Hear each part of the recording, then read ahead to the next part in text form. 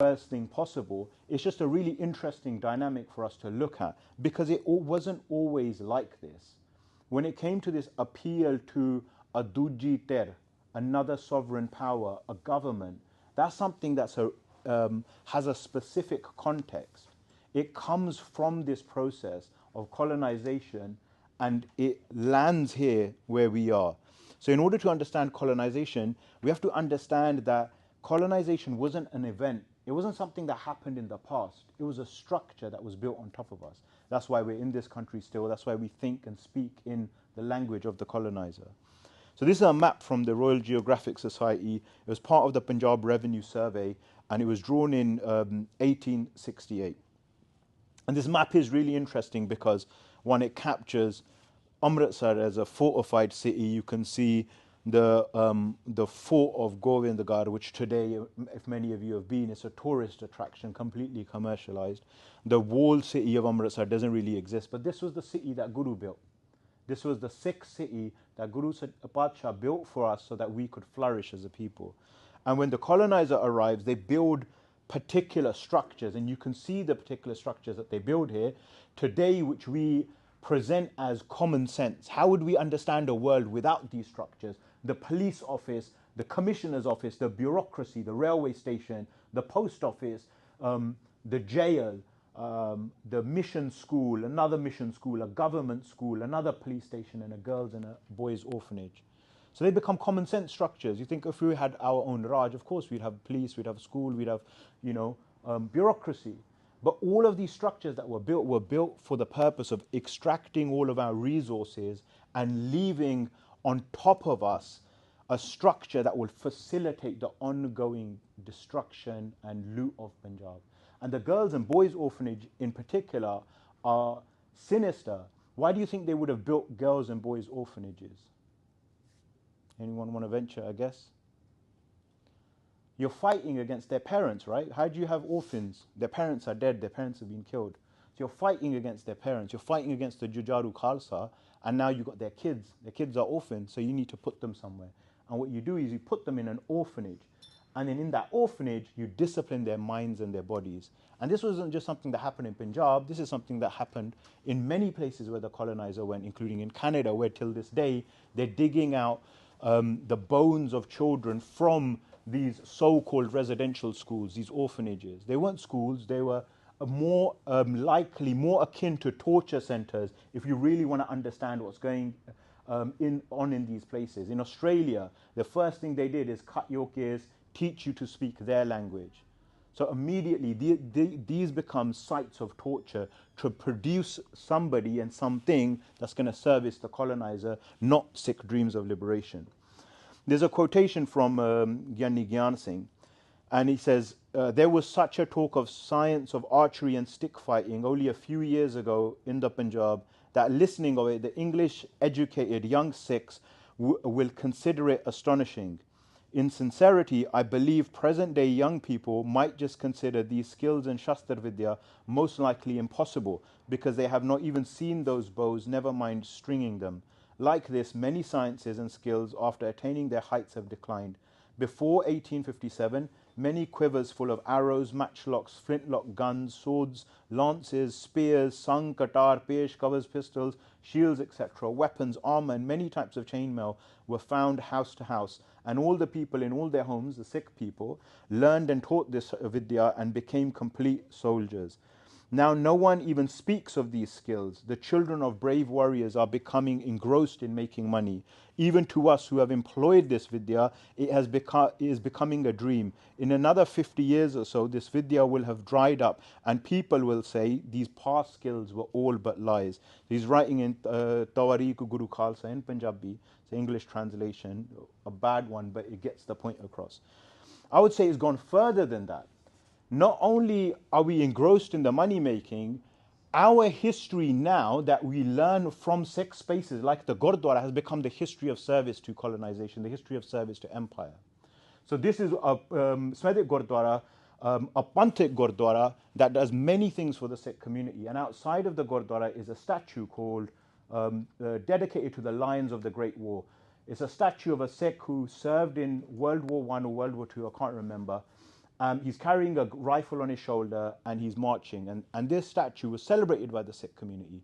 This history of service to colonization, service to empire, is now taught by Sikhs as their history, when it actually is the history of subservience. It's the history of taking a role and a position within empire so that your family will be safe from the disciplining violent forces of imperialism.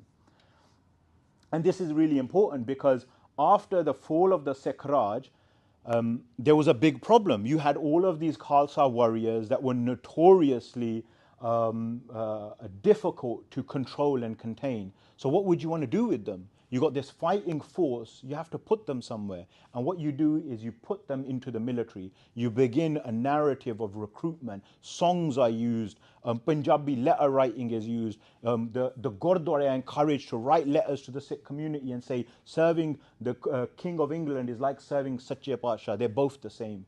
And this mentality is drilled into Sikhs till to this day. Sikhs themselves now will say, Asi marshal race, Asi we did 80,000 sacrifices to free India. We are a Bahadur Qawm. It's become part of our story.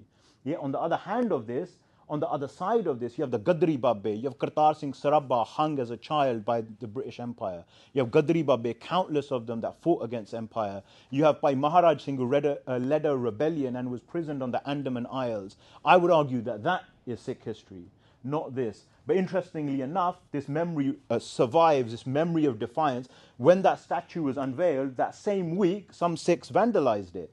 And what did they spray on there? And I would say Sikhs because of the language that's used. It says, Sepoys no more. Lions of the Great War is crossed out, and it says Lions of the one Jarnail. And this was presented in the newspapers as an attack, a racially aggravated criminal damage is what the newspapers described it as. Sikhs themselves were saying that this is a violent act that was carried out against our community. The memory of being a sepoy somehow disappeared. Sepoy was a word corrupted from sipahi that was used to describe Sikhs that were fighting in the British Empire. So that's why I'm saying it's very likely that Sikhs carried out this graffiti. So when Punjab, which is a geographical region, land of the five rivers, when Punjab is annexed in 1849, you have these major outcomes. A British political agent was made a permanent resident in the Lahore Darbar, and as you will all know, Lahore was the political capital of the Sikh Raj. The entire Jalandhar Doab is surrendered to the British Empire. 15 million rupees indemnity, a fine, and this is a recurring theme. Fines, mortgages are used in order to punish and cripple the economy of people that you're fighting against. All the forts, territories, rights and interests in the hill country situated between the rivers Beas and the Indus to East India Company, and Dalip Singh made to sign away all claims to the rule of Punjab. Now this was supposedly a treaty that was signed between the British and the Sikhs. Now who signs treaties amongst themselves? It's two equal powers, right? You got to be sitting, like say a seat at the table. You got to be at the table to be recognized as an equal power in order to sign a treaty. So this idea of Sikh sovereignty being something that's created or added on afterwards is a complete fabrication. We all know Punjab was sovereign. And this relationship between colonization and Punjab isn't unique to Punjab. This is something that's tied to colonization all over the world, and it presents these options to you. You either assimilate or you're annihilated. And when you assimilate, you say, "Asi tuadde varge hain." We're civilized like you. We also believe in equality, justice, freedom, these so-called values that are preached by imperialism and colonization. Sikhs will say, we also believe in these values. We're just like you. And you see many of the early Sikh writers making this case to the colonizer by comparing Sikhi to Christianity, by drawing these parallels and saying, oh, you've got the story of Samson getting his strength from his hair. It's the same way that we are like that as well. So the West creates this itself, and the West isn't just a geographical place. The West is a concept. The West is ideology. Because what's included in the West? Europe, Australia, North America is not a geographical place, right? It's not just tied to Western nations. It's westernized nations. It's about classification. It's about characterizing societies. into Western and non-Western. It's about creating a structure of thought and putting a structure of knowledge into motion. It's about creating an image, about characterizing different characteristics that come into one picture, composite picture of what different societies, cultures, and peoples are like. It functions as part of a language, a system of representation. So when people talk about the West, they talk about development, they talk about civilization, they talk about democracy. And it also provides a standard and model of comparison. So you're either close to, you're far away from, or catching up with the West. So that's why Sikh culture or Punjabi culture is described by Sikhs and Punjabis themselves many times as being backwards. Backwards in relation to what? In relation to the West. And the issue of backwards is also really interesting because we occupy the same time space, right? We're in the same chronology. So we're backwards, we're pushed out of time because the West itself denotes what is time, what is the future, what is the past. And fourthly, it's a criteria of evaluation. West equals developed, good, desirable. The non-West is underdeveloped, is bad, undesirable. It produces a kind of knowledge about a subject and attitudes towards it which function as an ideology. And that ideology, again, presents us with this choice: either we assimilate or we annihilate. And hidden behind all of this, hidden behind all this notion of democracy, of the West, of progress, is actually practices that dispensed with human lives and knowledge, justified racism, and the inferiority of human lives that were naturally considered dispensable. So there's a darker side to this modernity. There's genocide, there's racism, there's scientific racism that says that there is a structure and a hierarchy of races with white people at the top and every other race at the bottom. Black people are dehumanized out of that completely. And Sikhs, because of their brownness, I guess we're seen as civilizable. That's why we're valued as the soldier or as the administrator. So when Hitler comes onto the scene, Hitler is a product of the West, because West goes through this age of enlightenment, goes through this age of development, scientific theory, and at the end of it is Hitler. Hitler's a product of European society.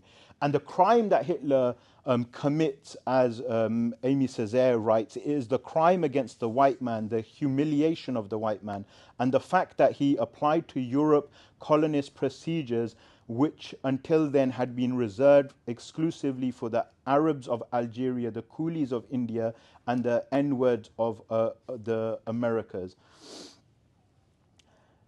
So this idea of construction of the state that's produced through this process of colonization, of resource extraction, of a racial and economic hierarchy with the West in the center of it. The West is the space where all roads lead to, all resources flow into the West. Life itself is in the West. Outside of it, everyone's striving to get in there. The border is enforced through processes of silences. And the silences, as Trullo describes, enter into the process of historical production at four crucial moments.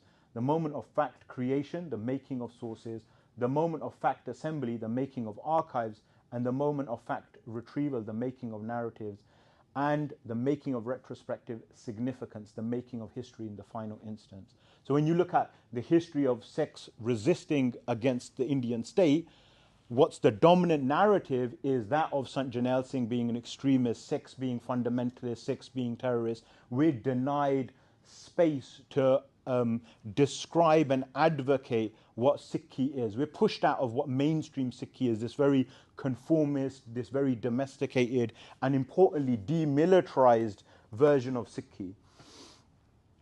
And Shaheed Bhai Jaswant Singh Khalra calls this piece in Punjab the silence of the graveyard, which is really important to remember because a lot of what we're going to be looking at is going to be the contribution of the Shaheeds post-1984 and why that's super important. So just to sum up, Sikhs exist as an independent sovereign entity. ਅਸੀਂ Sikh ਹਾਂ, ਅਸੀਂ Guru ਦੇ Sikh ਹਾਂ. We know who we are. We know how to define ourselves in relation to Sikhi and Gurmukhi. Sikhi gives us the authority of social political organization. The source of power is from Guru. It's from Guru's Darbar. Guru is Sache Pasha. the modern so-called secular liberal world is in a constructed arena, an arena constructed through violence on the literal bones and carcasses of our ancestors and the ancestors of many different people. And this modern liberal, secular, democratic, developed, capitalist, industrialized world order is established as the highest point of civilization. And Sikhs interact with modernity in this modern secular liberal world as cultural content, and we're evaluated according to our proximity to whiteness. So there's this religious and secular divide that exists, and for religion, Christianity is the apex, and for the secular European is the apex. And everything is, we're ethnic groups in relation, we're other cultures and philosophies in relation to Christianity. We're always being interpreted as cultural content. Sikhi is a culture that has to be understood. It's a religious practice that's for our private life. The norms of the dominant society become part of what Sikhs themselves say, I go to the Gurdwara for peace of mind. Outside in the rest of the world is where the real stuff happens. You know, bhakti is super important, it's your foundation, but if you want to be successful, you need to have a career and a job. And in that, you may or may not have a choice, because if you don't have a career and a job, what's going to happen? If you can't pay to exist in the society, it's not like we're our grandparents, that we have jameen, that we have actual wealth, which is the land. If we don't work in the society, we starve and we die, we become homeless. So literally what's on the line is our survival. Therefore, assimilation becomes a more messy calculation that Sikhs undertake, consciously or not consciously. Then we come on to one of the greatest Sikhs of the 20th century. Sant Jarnail Singh Khalsa Pind Rawale, described as a Channan Munara, a tower of light, a lighthouse. What does a lighthouse do? What is its function? It gives the light, right? In the dark, there's danger, there's something that you're going to crash into. It gives guidance. That's what Sant Jarnail Singh is described as, because of his leadership and also because of his gun, the character that he represented. Shaheed Jaswant Singh Khala describes Khalistan, the call of Sant Jarnail Singh for Khalistan was cultivated with them through their pursuit of learning Gurbani. For this reason, their activities for Khalistan had the seal of Gurbani. They would ask every Sikh to attach themselves to Guru to become a Khalistani. So Sant Jarnail Singh for Sikhs is everything that we know about the post-1947 world that Sikhs enter into, because after 1849 there begins this process of slowly destroying everything. On one hand it's military, on the other hand it's the construction of sinister institutions like the orphanage and the mission school and the jail. And that takes place over a period of 100 years. And in 1947, Sikhs enter into this bordered place, the modern Indian nation state. And now Sikhs are in this structure for the very first time. What is Sikhi in relation to the state? Where is our position? Where is the Padshahi of our Guru that we consider above all Shahin Shahanshah, right? Above all other rulers is the Sache Padshah. What is the relationship between the Guru's Darbar and Sache Padshah and the state? Whose sovereignty now takes precedent? And we learn the position of the Guru's Darbar and the Sikh as the Khalsa through the efforts of Sant Jarnail Singh. And Sant Jarnail Singh teaches us all of this.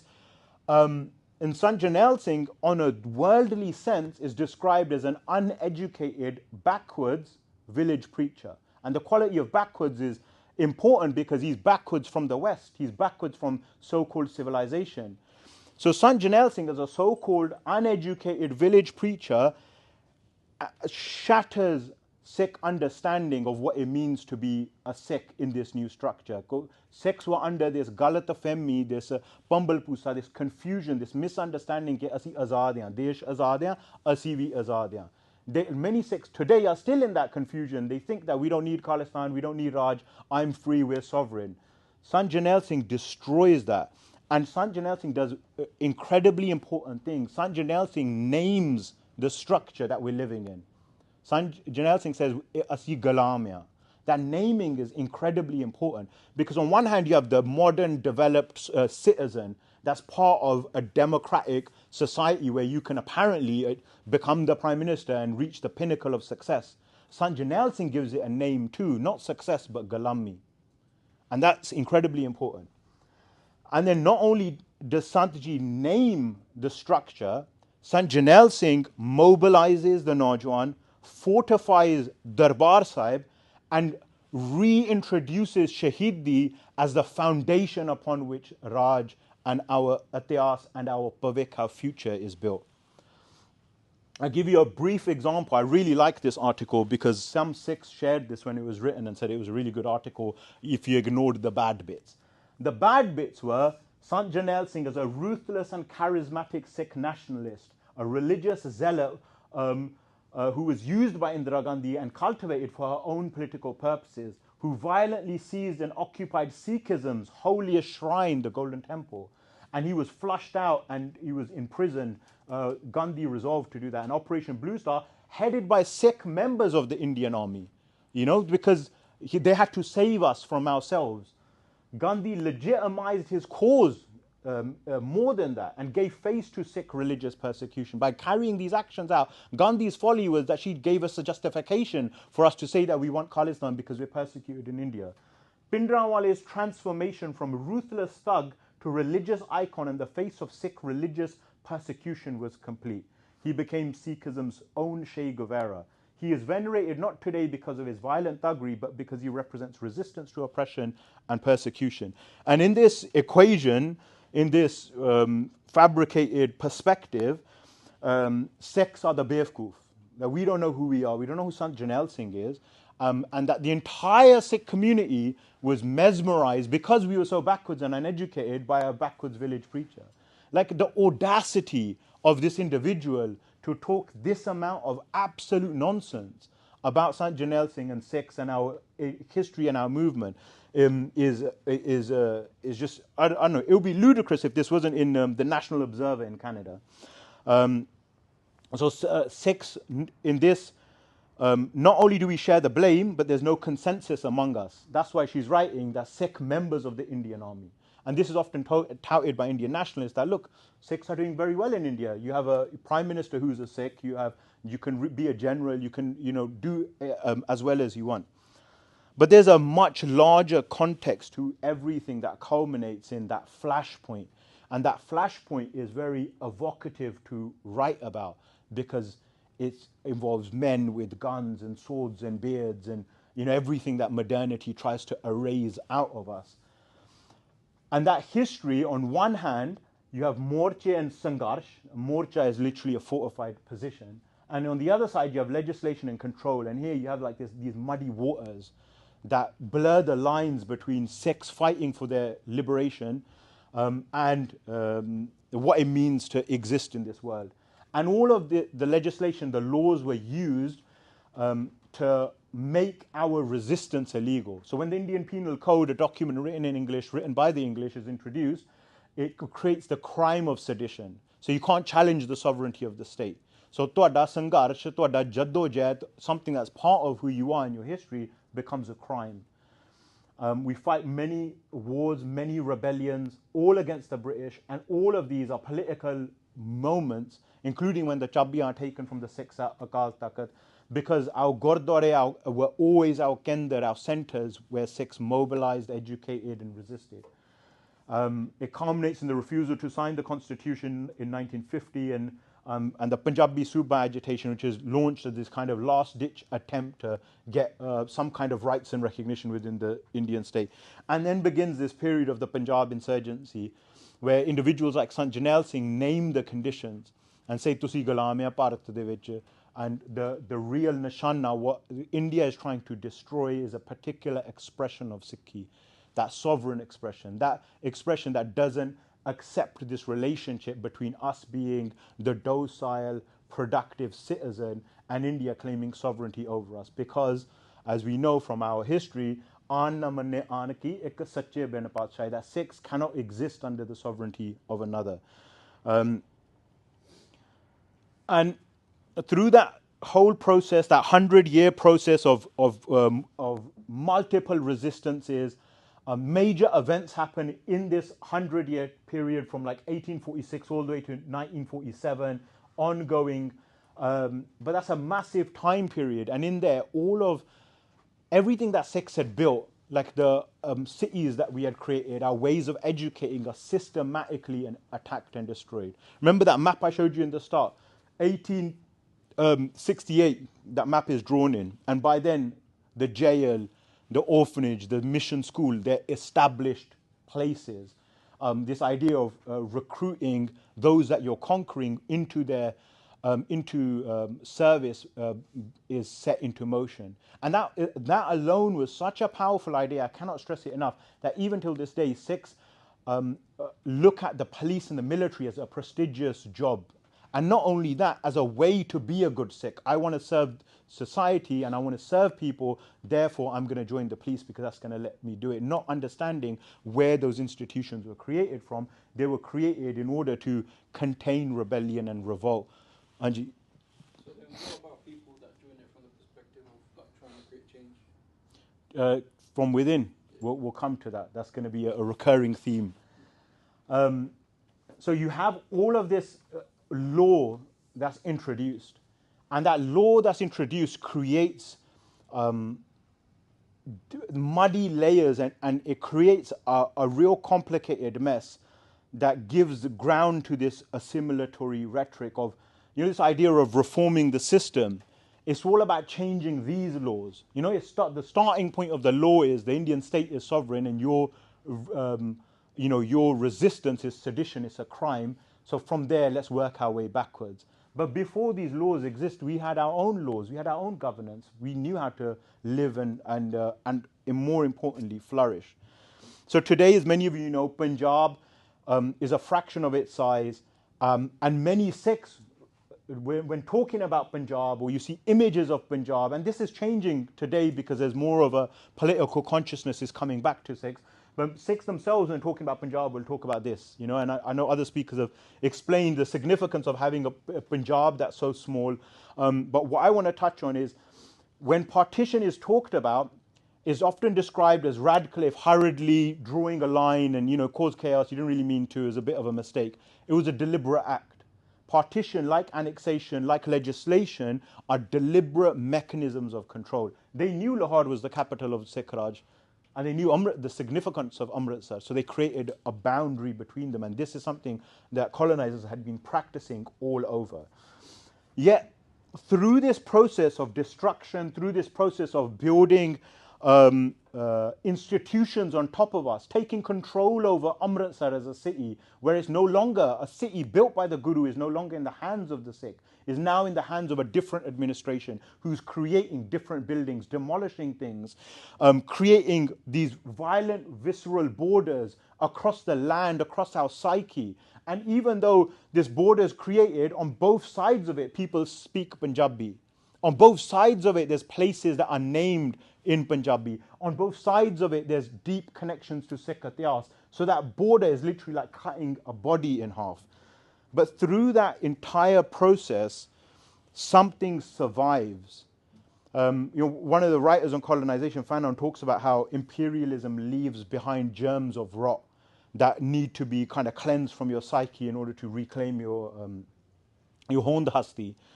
But at the same time, other things survive for us. And for us, it's a memory of who we are. Our Gurbani survives. Our idea of being Badshah survives. And that's incredibly important because colonization wants to destroy all competing sovereignties. You can't have, if colonization was 100% successful, we'd have no memory of being anything other than what we are today. We'd have no memory of having a competing Badshahi with them, but it survives, the word survives, the concept survives. Just as Guru Sahib talks about when the Shote Sahibzade and the Vadde Sahibzade are killed, and he says, and he writes to the Mughals and he says, "Tu ta char angyare bujaya, pambar jera bakiya hole machdaya." You've extinguished embers, and the fire, the raging bonfire, that survives. And what is that? That's us. That's within us. This idea of Raj survives, is deeply connected to Gurbani, from the Vars of Satta Balwand, from this idea of Takat Betha, Arjan Guru. All of our Gurus are seen and given as the title of Sache Pasha. Their idea of Halimi Raj, what that means to us, the Sarbat de Pale da Raj, this concept of a better society that we're striving for, that survives in Sikh memory. And in our psyche, you know, our bolle, Mannu Sadi Datri Asi Mannu de Soe Jo Jo Mannu Vadda Asi Doon Savanne Hoy, this idea of rebellion, this idea of this zeal for sacrifice, this zeal for sangarsh, of conflict, of clash. Kaisi anani manani. We're not going to live under the jutti of another ruler. That survives within our bolle. The whole concept of the Gurdwara, and this is from Bhai Singh Nabba, who is one of the most renowned Sikh scholars. He says that you need these 6 things in order for a Gurdwara to be a Gurdwara. And that is where Gurbani resides, Dunya de Gyan da ek kendar, Rogiyan le dawa khana, Bhukhiyan le langar, Rahe karahe jandiyan le saran, and Dushman de hamle nu rokan waste ek kila. And that is an important part of every single Gurdwara. And that's what the Gurdwara is created for. There is no separation. There's not Miri and Piri. There's not Pagti and Sangarsh. Dono ek mein hai. The separation is a legacy of this violent dissection of colonization. It's a reflection of the border. Okay, on this side of it, you can be the citizen, and on this side of it, you're the extremist, religious, fundamentalist terrorist. That border plays out in our practice and in how we teach Sikhi. Elders will tell you, and I've heard it my whole life from many, many people that I respect, that, you know, this is good, that politics bit is bad, that what you need to do is you need to work hard, get a good job, you need to join the system, you need to change it from within, you need to affect change, you need to advocate for rights and justice. And whether it's articulated as accurately as that, or whether it's, you know, don't talk about Khalistan, you'll get in trouble, the message is the same, that there's some kind of separation. Sikhi is fine when we're talking about our history, when we're talking about, you know, our Kile and Anandapur Sahib and Guru and the 18वीं Sadi and the Sikhs and their horses, saddles and fighting against the oppressor, then it's fine and it's good. When we're bringing that into the present day in the form of the Jajaru layer, then it becomes very difficult. This is a drawing of Chak Nanaki, which is Anandpur Sahib, and it's 5 fortresses. Every single guru from Guru Nanak Patsha, pretty much every single guru, built cities. Kartarpur Sahib, Khadur Sahib, Govindwal, Chak Ramdas, Taran Taran, Kiratpur, Chak Nanaki, Anandpur Sahib. And they were all representations of this idea of Sarbat de Pale da Raj. That type of structure, that type of administration, ਜਿਹਦੇ ਵਿੱਚ ਲੋਕਾਂ ਦਾ ਭਲਾ ਹੋਵੇ. Because it's something that's incredibly important to us. As a Sikh, can anybody go hungry when they come near a Sikh institution, a Gurdwara? Can anyone go hungry? They can't, right? Because we have langar.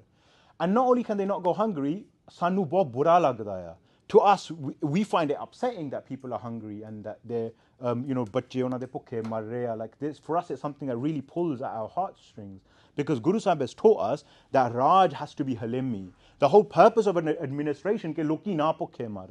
In this country where we live now, there's a king, right? There's a Raja, and ode Raj de vich loki bhukhe marde. London in particular, you see many homeless people on the streets. And they're dying. They're, you know, they don't have homes. They don't have food. Sikhs go out and make a big deal of feeding them and practicing the values of Sikhi. But imagine this was Guru's Raj, and somebody said to her, "Tuade Raj de vich, Khalsa de Raj de vich loki bhukhe marde a. Sanu kinna bura lage."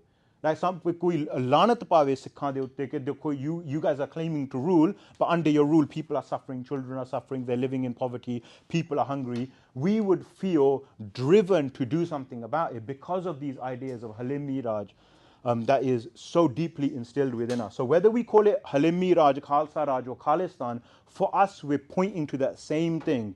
A structure ਜਿਹਦੇ ਵਿੱਚ ਲੋਕਾਂ ਦਾ ਫਾਇਦਾ ਹੋਵੇ, that people can be helped, and also the Khalsa can be azad and free to carry out its duty. And the Khalsa's duty is Garib di Rakhya, Jirwane di Pakhya. Guru Sahib says, Dharam Chilavan Sant Obaran, Dosht Saban Ko Mool Oparan. And from Sri Guru Soba, from Senapati, is Asar Sangar Beko, Durjan Ke Mar Beko, Sankat Nivarbe ko Khalso Banayo hai. And this is a translation by Kulwant Singh from the Institute of Sikh Studies in Chandigarh. And he says, for the decimation of the demonic, the annihilation of the wicked, for the eradication of human suffering, has the Guru created the Khalsa Panth. So the Khalsa is created for a specific purpose. Any oppressive structure that tries to destroy and dominate any part of the Creator's creation. And that's Qudrat, and that's all the Jeev Jantar, jere sare vasde. That's Mata Tart Mahat. That's people and the planet. Any aspect of the Creator's creation that tries to dominate or exploit another part of the Creator's creation, the Khalsa's job is to destroy them, to uproot that system. Complete with a Sodda launa. Sodda means correction. Sodda means putting it back onto the path. Our Shastra are called Pagoti, right? Pagoti is that which destroys that which does not serve the Creator.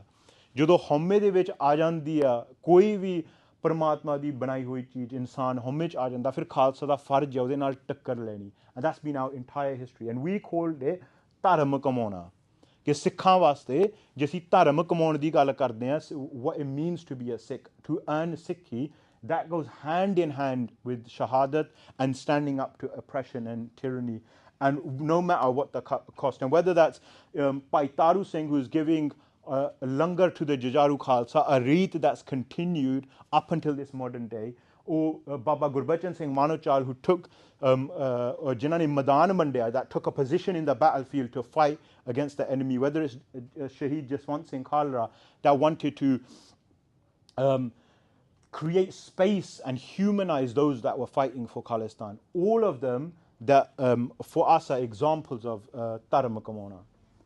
And throughout our Atiyas, all of our history, all of our Sakya point to the same idea of what it means to be a Sikh. The Shote Sahibzade Sakhi today is told by many Sikhs as a sad event, that the Shote Sahibzade refused to convert to Islam and they were killed for it. How did they enter into Wazir Khan's darbar? How did they enter? Hanji?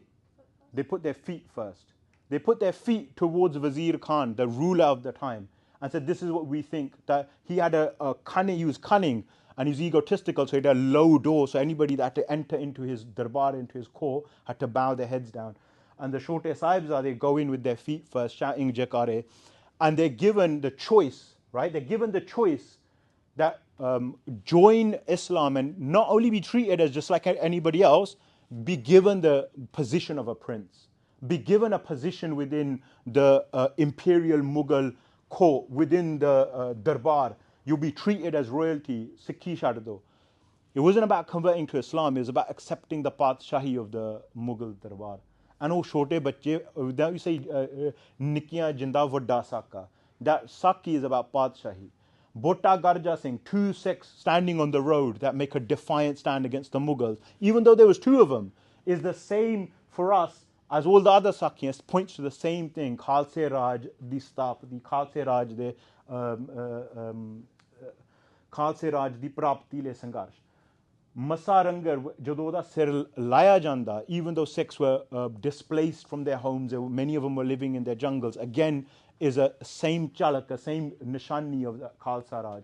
All the way to Sardar Baghel Singh, when Sardar Baghel Singh conquers the Lal Killa, the Red Fort in Delhi, he takes a force of 30,000 horse. The place where he stops those horses in Delhi is still to this day called Tis Hazari Court, where he parks 30,000 horses. He takes the brick from the highest point in the Lal Killa, takes the throne and takes the plinth of the thrones on, and they drag that back to Akal Takht. They kick the throne chair in front of Akal Takht, they kick it and smash it to pieces.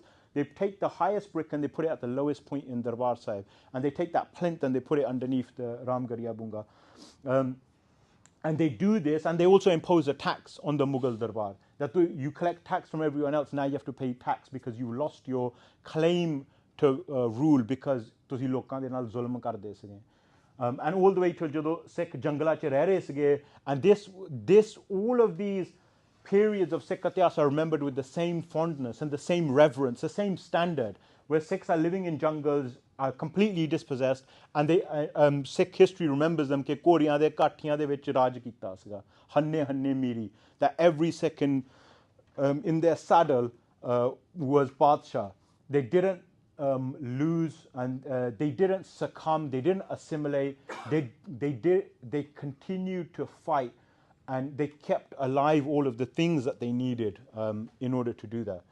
So ਜਦੋਂ ਇੱਦਾਂ ਦੇ ਸਿੱਖ ਹੁੰਦੇ ਆ, when this type of environment's created, and those types of Sikh are described as ਪਰਉਪਕਾਰੀ ਯੋਧੇ, ਉਹ ਸੰਗਤ ਦੇ ਵਿੱਚੋਂ ਪੈਦਾ ਹੁੰਦੇ, ਉੱਭਰ ਕੇ ਬਾਹਰ ਨਿਕਲਦੇ ਆ, ਸੰਗਤ ਤੇ ਭਗਤੀ ਦੇ ਵਿੱਚੋਂ, ਅਰਦਾਸਾਂ ਦੇ ਵਿੱਚੋਂ ਇੱਦਾਂ ਦੇ ਸਿੱਖ ਪ੍ਰਗਟ ਹੁੰਦੇ ਆ. So when the ਸੰਗਤ comes together, they do ਅਰਦਾਸ to ਸੱਚੇ ਪਾਤਸ਼ਾਹ, ਉਹਨਾਂ ਦਾ ਨਿਤਨੇਮ, ਉਹਨਾਂ ਦੀ ਰਹਿਣੀ ਬਹਿਣੀ ਪੱਕੀ ਹੁੰਦੀ ਆ, that their discipline, the way they live as a Sikh, their character is the point of what it means to be a Sikh.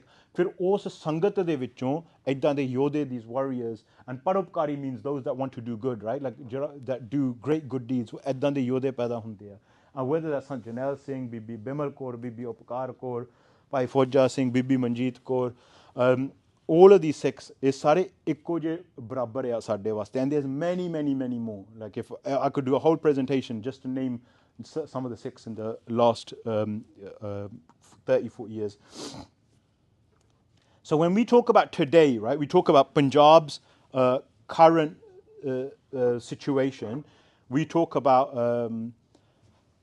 you would have heard this, and I'm sure many of this will be familiar to you. We talk about ecological crisis, social crisis, economic issues, institutional issues, the influence of Delhi Darbar, the destructive influence of nationalism, and underneath all of that, which is often left out, is the underbelly of Sikh resistance. That even though this situation where we are today in Punjab is very detrimental to us, even though that there's no major Sikh Jujaru Jathebandiyan in the way that they were a few decades ago, there is still a continuous wave of Sikh resistance. And there's a celebration of that Sikh resistance that exists under the surface and it erupts from time to time. And you see it in certain key moments when Sikhs are challenged. And the ecological crisis, whether it's water, whether it's related to our farming, whether it's related to our biodiversity, pollution, whether it's gangs, ashleel culture, jitna gande gaane hone, like maa pen di ijjat nahi karni, things that are incredibly valuable to Sikhs, right? Sometimes people talk about like Punjabi culture and the great good things about Punjabi culture, but what they're actually referring to are the great things about Sikh culture. It's not the other way around. So ਮਾਂ ਭੈਣ ਦੀ ਇੱਜ਼ਤ ਕਰਨੀ ਉਹ ਸਿੱਖਾਂ ਦੇ ਪਰੰਪਰਾ ਦੇ ਵਿੱਚੋਂ ਆਈ ਹੋਈ ਇੱਕ ਚੀਜ਼ ਆ. And ਉਹ ਕਦਰਾਂ ਕੀਮਤਾਂ, like those values, they're in Punjabiyat, but the container, the direction, the formulation of that is deeply tied to Sikhi. Whether it's Delhi-centric development, which has led to continual displacement from Punjab, so people don't see a future in Punjab, so they leave. Just like our parents' generation, right? My parents, they left Punjab because they didn't see a future. And that is continually happening till this day. And we're living under the pervasive power of the Delhi Darbar, the shadow of state terror and repressive law, which basically means the state can murder you if you choose to challenge their sovereignty. And all of this is rooted to what we talked about just before, right? All that history of legislation, those laws that were created. And this very particular problem, very peculiar problem, vote politics as politics. So many Sikhs talk today that we need to get involved in politics, but what they're actually referring to is vote politics, chon niti. And that's not politics. Politics is actually what Sant Jarnail Singh did. It's outside of the daira, the boundaries, what's permissible of the state. So if the state says you cannot be seditious, it's a crime, your politics has to begin with asi azad ya ta asi ja raj kare hain ja lar mare hain. That would be the foundation that either we're going to rule or we're going to die in the pursuit of that rule. That would be the foundation of that would be a political statement. The joining the blue party because I want to make sure Sikhs can ride motorcycles with their turbans would not be a political position. That would be, as one of my friends described, gulama diyan praptiyan. Ki Guru Sahib ne tanu daat ditti hui hai dastar di, and you want to celebrate that as a citizen within this structure that is pervasive in keeping you enslaved. So you make yourself feel comfortable.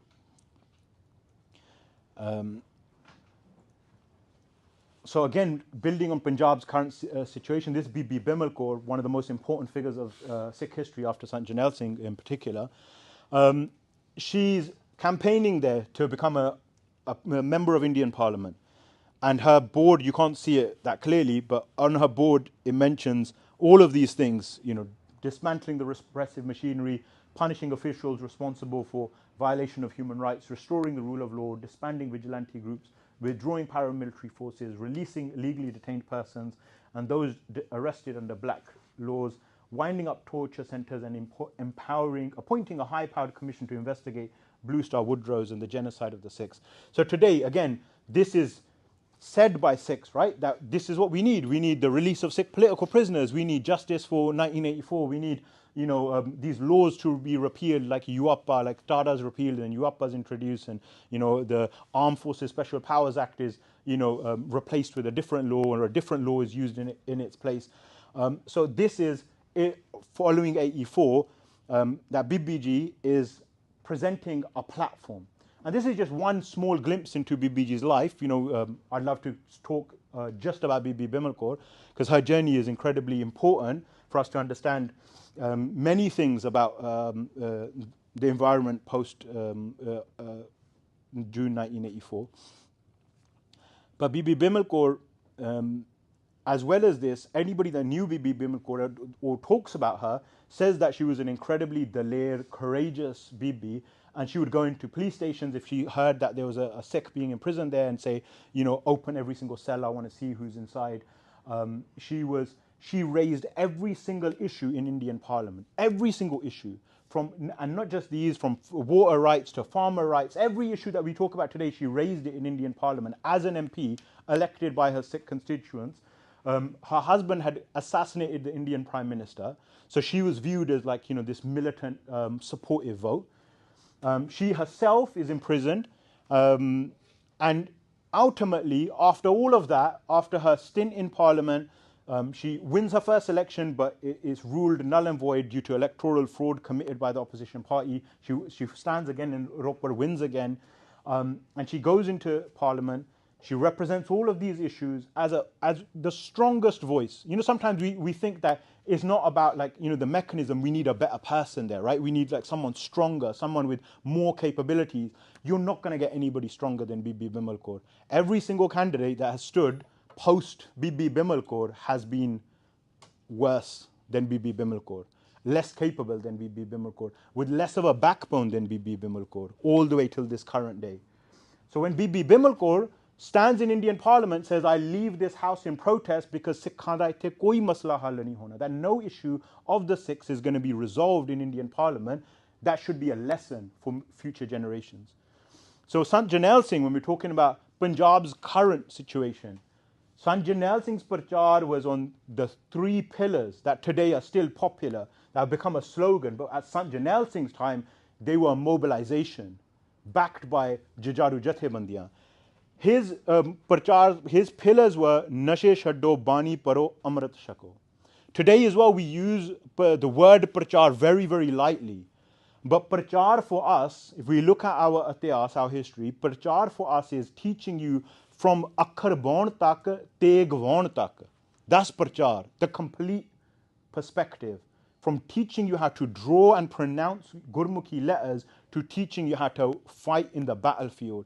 That is what prachar is completely. And that's what Sant Jarnail Singh embodies and represents. As a student of Taksal, as somebody that enters the battlefield and takes Sikhs to enter the battlefield. His early supporters were Bibiyan, women in villages. The villages were his supporters because he represented empowerment. He introduces language. He teaches Sikhs about what it means to be this so-called citizen that Sikhs didn't know before, because for the vast majority of our history, we've lived outside of the structure of the state. The vast majority of our history, we've been completely azad. It's only been the last, 70, 80 years since 1947. Our grandparents are older than the Indian state. Our grandparents are older than the nation state. Our great-great-grandparents lived in Azad Khalsa Raj. So the memory, even in our own families, is longer, wider, and broader than these limiting structures. And Sant Jarnail Singh evokes all of that, evokes Sikhi and mobilizes Sikhs in this particular way. So then we're coming to this idea of what survives, right? Like knowing these situations, knowing and what all of the problems are, and trying to face those problems, you see a generation of Sikhs emerge. So when we talk about June 1984, again, like colonization, June 1984 isn't a historic event, and it definitely was not a tragic event. June 1984, like Sant Jarnail Singh, for us is Janna Munara. It gives us a direction. Is best described as Khalistan di Needi Jang, a war to lay the foundation of Khalistan, a war to expose that when you challenge the sovereignty and the interest of the so-called secular, democratic, modern nation state, it will behave as that which it says doesn't exist anymore. It says you're the barbaric individual, but the state responds with that level of brutality. And that's not, I'm not just talking about India in June 1984. Look what's happening now with Palestine in this so-called age of technology, this modern moment that we think we're living in. Live stream genocide, unchecked aggression, complete dehumanization. You know, the Palestinian civilians carrying their children in bags. They're punishing the entire population for the resistance of the Palestinian armed Jathebandiyan. Exactly what happens to Sikhs in Punjab during that time. So seeing these situations, because the Jujarus did not see the state as a source of power, justice and sovereignty, they instead regenerated the Khalsa's institutions, and they did that outside the framework of the state, and they began to build power with the blessings of Guru Granth, Panth, and the support of the Sangat. And they rejuvenated the Khalsa's life world, and Sikh Jujarus began this regenerative process to develop the necessary institutions to ground and rehabilitate Sikh existence in this world as the only avenue to genuine liberation. And this, what the Jujarus did in order to regenerate our praxis putting theory into action, is that they regenerated our ability to take collective decisions and collective leadership through the Gurmata and the Sarbat Khalsa. They regenerated our understanding and our capacity for political struggle through Taddiwara, through Amrit Sanchar, and through Shahidi Smagams. And they created a new space of politics outside of and completely separate to the state. And this revived the revolutionary ideals and the revolutionary practices of the Khalsa in a very meaningful way. And here's one example of this, is a letter written by, a public letter written by Anok Singh and Sukhdev Singh Babbar, and it's called Par Adeen Supne Sukh Nahi. That under subjugation, even in your dreams, even your dreams don't give you sukh, comfort, happiness. And it gives, it's a very, it's written in a, the title's ominous, right? It's quite ominous. Under subjugation, even your dreams don't give you happiness. But it is a very hopeful and rousing document that teaches and uplifts the reader. And it gives us this grounding in Sikhi, in what it means to be a Sikh. It gives us a grounding in Gurbani. It gives us a grounding in what our gurus teach us. And it makes an appeal to the Sikh, right? And it talks initially about our, Anmullah and our sacrifice-laden, priceless heritage. And it talks about the current situation where, we're trying to play this reformist politics of like changing the system from within, joining them, etc., right? And it says, by playing this game of beggars, that's what they call it. Now remember, the naming is so important.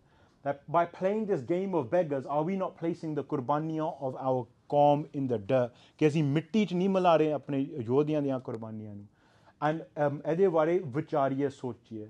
And ਕਿ ਅਸੀਂ ਇਸ ਦੇ ਜ਼ਿੰਮੇਵਾਰ ਅਸੀਂ ਨਹੀਂ ਹਾਂ. And will the spirit of the Sahibzade not torment us?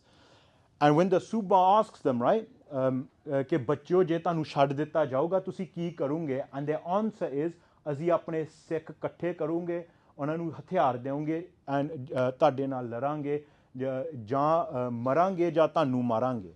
That was their response. And that is the response that grounds us. And they say, Khalsa ji, these carefree, edde beparwah Khalse, on whose heads rest the Sahib's hand, ਕਿ ਉਹਨਾਂ ਦੇ ਸਿਰਾਂ ਉੱਤੇ ਸਾਹਿਬ ਦਾ ਹੱਥ ਹੋਵੇ, ਉਹਨਾਂ ਦਾ ਦੋਨੇ ਜਹਾਨਾਂ ਦਾ ਪਾਤਸ਼ਾਹ ਪ੍ਰਸੰਨ ਹੋਵੇ, And that Khalsa who Guru Sahib called their own roop and gave them sovereignty, Padshahi hosh karo, today that very Khalsa is the Ghulam of the Nadir Shahs of today.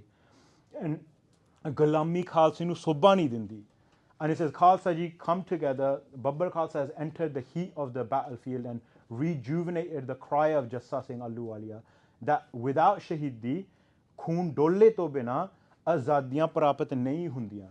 And Khalsa Raj karega, but not due to the charity or rahmat of another, but through the rahmat and the bakshish of Sache Padshah.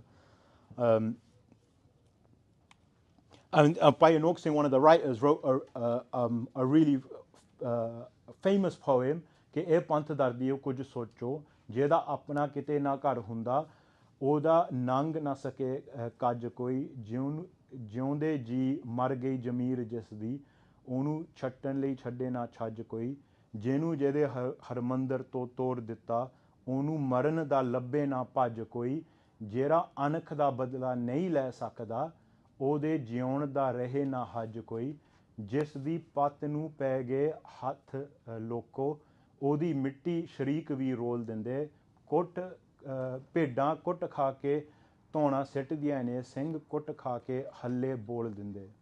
And again, it's about giving us a set of coordinates for us to think what it means to be a Sikh, and you see this continually repeated in the Guru Panth Sarbat Khalsa, the Guru Panth resolutions in the 1986 Sarbat Khalsa. They say that this collective once again asserts that Sikhs who venerate Ek Oankar, Dharam and our Padshahi and our Gurtam are inseparable. We will continue to mobilize all three for the rejuvenation of the Panth and will never accept any restriction, any pabandi on our Guru given right to be armed. So by restructuring Panthic institutions as the ground, as the Jathebandi, as the ground of our existence and power, supported by the means to maintain our autonomy through our armed self-defense, Sikh Jujarus simultaneously undermined the state sovereignty and authority while building a Khalsa alternative from the ground up. And the state claims an exclusive monopoly over the right of force. Sikh Jujarus illustrate the centrality of our Shastra to maintaining our Padshahi, that they can't be separated. And they destroy this illusionary separation between the so-called religious and the secular. And without the cover of jungles, without mountains, Sikh Jujarus defy even the basic tenets of guerrilla warfare by waging a massive armed struggle in the countryside of Punjab due to the pervasive support within the Sikh Sangat. And Bibi Upakar Kaur, who gives Shahidi in June 1984, she writes an article responding to some of the stuff that people say today, that why was Sant Jarnail Singh in Darbar Sahib, and you really capture a glimpse of her personality, her passion and her power when you read this article, and there's a small section from it. She gives examples from Gurbani. She talks about the foundational principles that underpin Sikh resistance in that particular moment, and she talks about it as this moment of this pivotal moment of awakening that the Qawm is now facing. And she in one example she says, Sri Mukhwag Paneo Garib Nawan Shastra ke Adeen hai Raj, केवल इतना ही नहीं सतगुरु सच्चे पातशाह इस तो अगां दी अवस्था भी दस रहे हैं को किसी को राज ना दे है जो ले है निज बल से ले है. निज बल की है, what is this निज बल, this strength? जथेबंदिक शक्ति जो भगती दियां जरां विचों उपजी अते सिक्खी दी मुडला सिद्धांत ही भगती शक्ति है. That this जथेबंदिक strength that erupts and is rooted in our bhakti, and when that takes form, that is our foundational principle, bhakti and shakti coming together. Guru Nanak Pasha ne jis samay zalim de खिलाफ आवाज़ उठाई, बाबर नू जाबर कहा कह के पुकारिया तां इसे सिद्धांत दी परपक्ता दा उद्देश सी. समय समय ते दूसरे गुरु साहिबां ने मीरी पीरी भगती शक्ति धर्म राजनीति ਦੇ ਐਸੇ ਸਿਧਾਂਤ ਦੀਆਂ ਜੜ੍ਹਾਂ ਮਜ਼ਬੂਤ ਕੀਤੀਆਂ. Again, rooting us in our ਇਤਿਹਾਸ, in how Guru Sahib moved both of these forces together in order for Sikhs to achieve their objectives. And by Talwinder Singh, oh, sorry, so play some audio.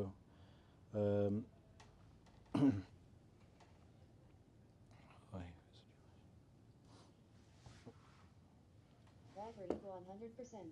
Connected to Shamsher Singh.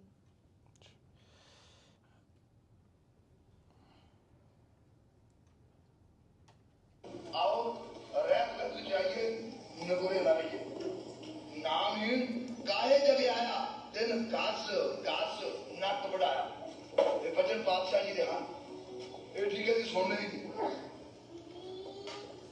इन्हां बचनां ते full चढ़ाइए गुरु दी रहमत मुखिए अरदासां करिए ਵੱਧ ਤੋਂ ਵੱਧ सेवा ਲਈ ਤਿਆਰ ਰਹੀਏ ਉਹ ਦਿਨ ਦੂਰ ਨਹੀਂ ਜਿਨ੍ਹਾਂ त्रुटियों ਦੇ ਕਾਰਨ ਅਸੀਂ ਦੇਸਾਂ ਦੇ ਵਿੱਚ ਅੱਗੇ ਖਾਦੇ ਹਨ ਇਹਦੇ ਨਾਲ ਵੱਧ ਸਹੂਲਤਾਂ ਤੁਹਾਨੂੰ ਆਪਣੇ ਦੇਸ਼ ਦੇ ਅੰਦਰ ਮਿਲਣਗੀਆਂ ਖਾਲਸਤਾਨ ਦੇ ਅੰਦਰ ਮਿਲਣਗੀਆਂ ਤੁਹਾਡੀ ਦੁਨੀਆ ਤੇ ਜੈਕਾਰ ਹੋਵੇਗੀ ਸਾਡੇ ਨੌਜਵਾਨ ਬੱਚੇ ਜੋ ਨਿੱਕੇ ਨਿੱਕੇ ਹਨ ਇਹ ਕੱਲ ਨੂੰ ਇਹ ਕੇਸਰੀ ਨਿਸ਼ਾਨ ਚੁੱਕ ਕੇ ਅਣਖ ਨਾਲ ਤੁਰ ਸਕਣਗੇ ਦੁਨੀਆ ਦੇ ਵਿੱਚ ਤੁਹਾਡਾ ਨਾਮ ਰੌਸ਼ਨ ਹੋਵੇਗਾ.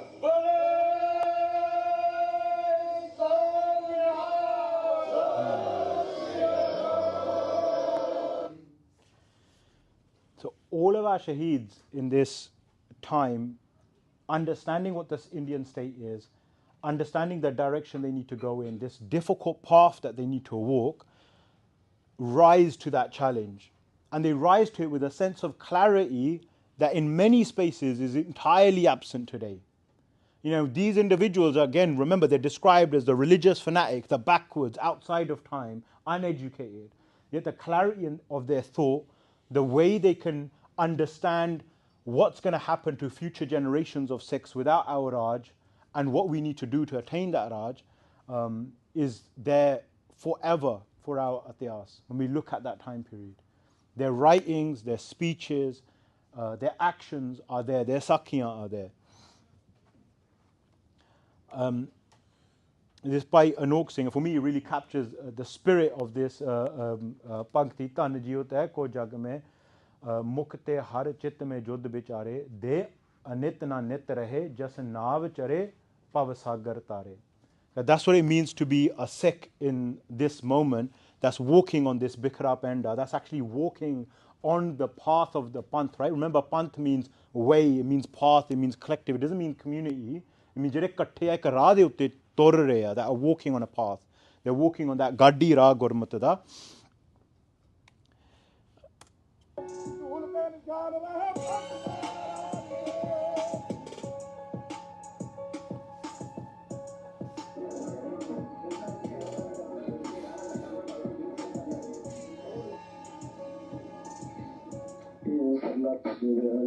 जिन्होंने सिख कौम के उत्ते हो रही वधीकियां नूं सदा लई खत्म कर लई अपने सिरां ते कत्थे दुबे होए हैं और तुसीं उन्हां सरलत शहीदां दीआं इस उम्मीद राहीं ते शहीदां राहीं दर्शन करोगे. Many of these Sikhs became shaheed either in June 1984 or following it. These individuals that they're showing footage of, many of them become shaheed.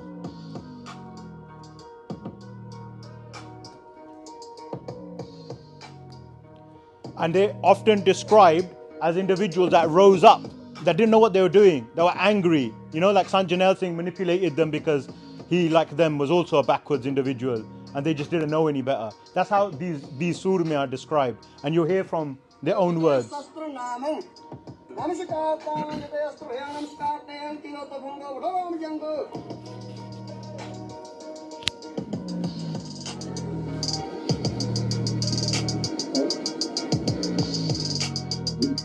सरलत Chaudhary दी जवाब जथेबंदी खालसा दे जथेदार सुखदेव सिंह जी ਤੁਹਾਨੂੰ ਕੁਝ ਆਪਣੇ ਸੰਦੇਸ਼ ਦੇ ਕੇ ਖਾਲਸਾ ਜੀ ਇਸ ਬੱਬਰ ਖਾਲਸਾ ਜਥੇਬੰਦੀ ਦਾ ਰੂਪ ਖਿੱਚਿਆ ਗੁਰੂ ਪੰਥ ਦੇ ਦੁਖੀਆਂ ਗਦਾਰਾਂ ਤੇ ਟੁੱਟਾਂ ਨੂੰ ਖਤਮ ਕਰਨ ਦਾ ਹੈ. सतगुरु जी कृपा सदका ये जथेबंदी पंजाब च रह के हर मुश्किल का सामना करके पंथ भूखियां खत्म कर रही है। ਬੱਬਰ ਖਾਲਸਾ ਜਥੇਬੰਦੀ ਗੁਰੂ ਗ੍ਰੰਥ ਸਾਹਿਬ ਦੇ ਅਪਮਾਨ ਨੂੰ ਦਿਲ ਤੱਕ ਬੰਦ ਨਹੀਂ ਕਰਵਾ ਦਿੰਦੇ ਅਤੇ ਸ਼ਹੀਦਾਂ ਦੇ ਡੁੱਲੇ ਹੋਏ ਖੂਨ ਦਾ ਬਦਲਾ ਜ਼ਿੰਮੇਵਾਰ ਸਰਕਾਰ ਨੂੰ ਚੁਕਵਾ ਨਹੀਂ ਦਿੰਦੇ। ਸਮੁੱਚੇ ਸਿੱਖਾਂ ਦੇ ਵਿਰੋਧੀਆਂ ਅਤੇ ਗੁਲਾਮ ਰੱਖਣ ਵਾਲੇ ਸਰਕਾਰ ਦੇ ਪਿੱਠੂਆਂ ਨੂੰ ਸਹੀ ਤਰੀਕੇ ਅਨੁਸਾਰ ਸਜ਼ਾਵਾਂ ਨਹੀਂ ਦਿੱਤੀਆਂ ਜਾਂਦੀਆਂ। ਬੱਬਰ ਖਾਲਸਾ ਜਥੇਬੰਦੀ ਦੇ ਸਿੰਘਾਂ ਉਹਨਾਂ ਚਿਰ ਘਰਾਂ ਨੂੰ ਨਹੀਂ ਪਰਤਣਗੇ। ਸਮੁੱਚੇ ਸਿੱਖ ਰਾਜ ਖਾਲਸੇ ਦੀ ਮੰਗ ਨੂੰ ਅਪਣਾ ਕੇ ਇਸ ਨੂੰ ਦੇਸ਼ ਦੇ ਕੋਨੇ ਕੋਨੇ ਵਿੱਚ ਪਹੁੰਚਾਉਣਗੇ। ਵਾਹਿਗੁਰੂ ਜੀ ਕਾ ਖਾਲਸਾ। ਬਾਬਰ ਖਾਲਸਾ ਜਿੰਦਾਬਾਦ। ਬਾਬਰ ਖਾਲਸਾ ਜਿੰਦਾਬਾਦ। ਬਾਬਰ ਖਾਲਸਾ ਜਿੰਦਾਬਾਦ।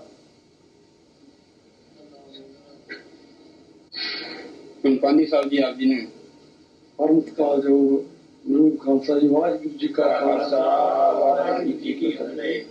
ਅੰਗਰੇਜ਼ਾਂ ਵੇਲੇ ਵੀ ਭਾਵੇਂ ਬਾਬਰ ਖਾਲਸਾ ਲਹਿਰ ਸੀ ਜਿਹੜੀ ਉਹ ਪੂਰੇ ਜੋਰ ਤੇ ਰਹੀ ਹੈ। ਉਸ ਤੋਂ ਬਾਅਦ ਸਾਡਾ ਦੇਸ਼ ਆਜ਼ਾਦ ਹੋਇਆ। ਅੰਗਰੇਜ਼ਾਂ ਤੋਂ ਬਾਅਦ ਸਾਡੇ ਦੇਸ਼ ਦੇ ਅੰਦਰ ਦੂਸਰੇ ਅੰਗਰੇਜ਼ਾਂ ਦਾ ਜੋ ਰਾਜ ਹੋਇਆ ਉਹ ਸਾਡੇ ਆਪਣੇ ਹਿੰਦੂ ਭਰਾਵਾਂ ਦਾ ਹੈ। ਹਿੰਦੂ ਰਾਜ ਦੇ ਵਿੱਚ ਸਿੱਖਾਂ ਨੂੰ ਪਿਛਲੇ ਰਾਜ ਤੋਂ ਵੱਧ ਕੁਰਬਾਨੀਆਂ ਦੇਣੀਆਂ ਪੈ ਰਹੀਆਂ ਹਨ। ਇਸ ਦੇਸ਼ ਦੇ ਵਿੱਚ ਉਜਾਗਰ ਕੀਤੀ ਹੈ। ਕੋਨੇ ਕੋਨੇ ਦੇ ਜਵਾਨ ਪੰਜਾਬ ਦੀ ਧਰਤੀ ਵਿੱਚੋਂ ਇਕੱਠੇ ਕਰਕੇ ਉਹਨਾਂ ਨੇ ਗੁਰੂ ਗ੍ਰੰਥ ਸਾਹਿਬ ਦੇ ਅਪਮਾਨ ਨੂੰ ਬੰਦ ਕਰਾਉਣ ਦੇ ਲਈ ਜੋ ਲਹਿਰ ਚਲਾਈ ਹੈ ਇਹ ਬਹੁਤ ਸ਼ਲਾਘਾਯੋਗ ਹੈ। ਇਸ ਲਹਿਰ ਨੂੰ ਨੌਜਵਾਨਾਂ ਨੇ ਬਹੁਤ ਜਲਦੀ ਤੇ ਬੜੇ ਕਾਹਲੀ ਤਰ੍ਹਾਂ ਅਪਣਾ ਕੇ ਪੰਜਾਬ ਦੀ ਧਰਤੀ ਵਿੱਚ ਇਸ ਨੂੰ ਕਾਮਯਾਬ ਬਣਾਇਆ ਹੈ। ਅੱਜ ਵੀ ਸਾਡਾ ਮੁੱਖ ਆਸ਼ਾ ਇਹ ਹੈ ਜਦ ਤੱਕ ਸਾਡਾ ਰਾਜ ਖਾਲਸਾ ਨਹੀਂ ਆਉਂਦਾ, ਗੁਲਾਮੀ ਦੀਆਂ ਜੰਜੀਰਾਂ ਅਸੀਂ ਨਹੀਂ ਕੱਟ ਲੈਂਦੇ ਔਰ ਸਰਕਾਰ ਦੇ ਪਿੱਠੂਆਂ ਤੇ ਟੌਟਾਂ ਨੂੰ ਸੋਧ ਨਹੀਂ ਦਿੰਦੇ, ਸਾਡੇ ਨਾਲ ਪਿਛੜੇ ਹੋਏ ਵੀਰ ਨਿਰਦੋਸ਼ ਸਾਡੇ ਭਰਾਵਾਂ ਨੂੰ ਸਰਕਾਰ ਵੱਲੋਂ ਅੱਤਵਾਦੀ ਜਾਂ ਵੱਖਵਾਦੀ ਕਹਿ ਕੇ ਗੋਲੀਆਂ ਦੇ ਨਿਸ਼ਾਨੇ ਬਣਾਏ ਗਏ ਹਨ। ਉਹਨਾਂ ਜ਼ਾਲਮਾਂ ਤੇ ਦੋਖੀਆਂ ਨੂੰ ਸਹੀ ਤਰੀਕੇ ਨਾਲ ਨਹੀਂ ਸਜ਼ਾਵਾਂ ਦੇ ਦਿੰਦੇ ਤਦ ਤੱਕ ਅਸੀਂ ਆਖਰੀ ਦਮ ਤੱਕ ਬਾਬਰ ਖਾਲਸਾ ਲਹਿਰ ਨੂੰ ਔਰ ਦੇਸ਼ ਦੇ ਕੋਨੇ ਕੋਨੇ ਵਿੱਚ ਚਾਵਾਂਗੇ, ਉਜਾਗਰ ਕਰਾਂਗੇ। ਸਾਡਾ ਮੁੱਖ ਆਸ਼ਾ ਰਾਜ ਖਾਲਸੇ ਦਾ ਹੈ। ਅਸੀਂ ਗੁਰੂ ਗ੍ਰੰਥ ਸਾਹਿਬ ਦਾ ਅਪਮਾਨ ਨਹੀਂ ਹੋਣ ਦੇਵਾਂਗੇ। ਵਾਹਿਗੁਰੂ ਜੀ ਕਾ ਖਾਲਸਾ ਵਾਹਿਗੁਰੂ ਜੀ ਕੀ ਫਤਿਹ। ਸੇਵਾਵਾਂ ਨੂੰ ਕੱਲੀ ਗਵਰਨਮੈਂਟ ਹੀ ਨਹੀਂ ਜਾਣਦੀ, ਸਗੋਂ ਸਾਰਾ ਸੰਸਾਰ ਚੰਗੀ ਤਰ੍ਹਾਂ ਜਾਣਦਾ ਹੈ। ਇਹ ਆਪਣੀਆਂ ਸੇਵਾਵਾਂ ਨੂੰ ਮੁੱਖ ਰੱਖ ਕੇ ਥਾਂ ਥਾਂ ਤੇ ਮੁਸ਼ਕਿਲ ਘਾਟੀਆਂ ਵਿੱਚ ਨਹੀਂ ਲੰਘਦਾ ਹੋਇਆ ਇਸ ਥਾਂ ਤੇ ਪੁੱਜ ਚੁੱਕਾ ਹੈ ਤੇ ਸਦਾ ਵਾਸਤੇ ਜਿੰਨਾ ਚਿਰ ਗੁਰੂ ਸਾਹਿਬ ਦਾ ਅਪਮਾਨ ਬੰਦ ਨਹੀਂ ਹੁੰਦਾ, ਆਪਣੀ ਸ਼ਹੀਦਾਂ ਦਾ ਬਦਲਾ ਨਹੀਂ ਲਿਆ ਜਾਂਦਾ, ਉਤਨਾ ਚਿਰ ਤੱਕ ਬੱਬਰ ਖਾਲਸਾ ਜਿੰਦਾ ਰਹੇਗਾ। ਵਾਹਿਗੁਰੂ ਜੀ ਕਾ ਖਾਲਸਾ ਵਾਹਿਗੁਰੂ ਜੀ ਕੀ ਫਤਿਹ। Bibi Bimal Kaur, from her writings, we have so much because one, as I was mentioning, she was a member of Indian Parliament, so we have all of those records of everything she ever said in Parliament. Multiple interviews. She does an interview in Paigam magazine, which was a grassroots magazine at that time, and in that magazine, she's asked many different questions. We have a video of her speaking as well, and I've pulled out some important quotes. And this one says, every day we say the same thing, that against the oppression of the state and for the struggle to liberate Punjab, it is necessary for the Sikh Panth and our Punjabi siblings to unite and fight.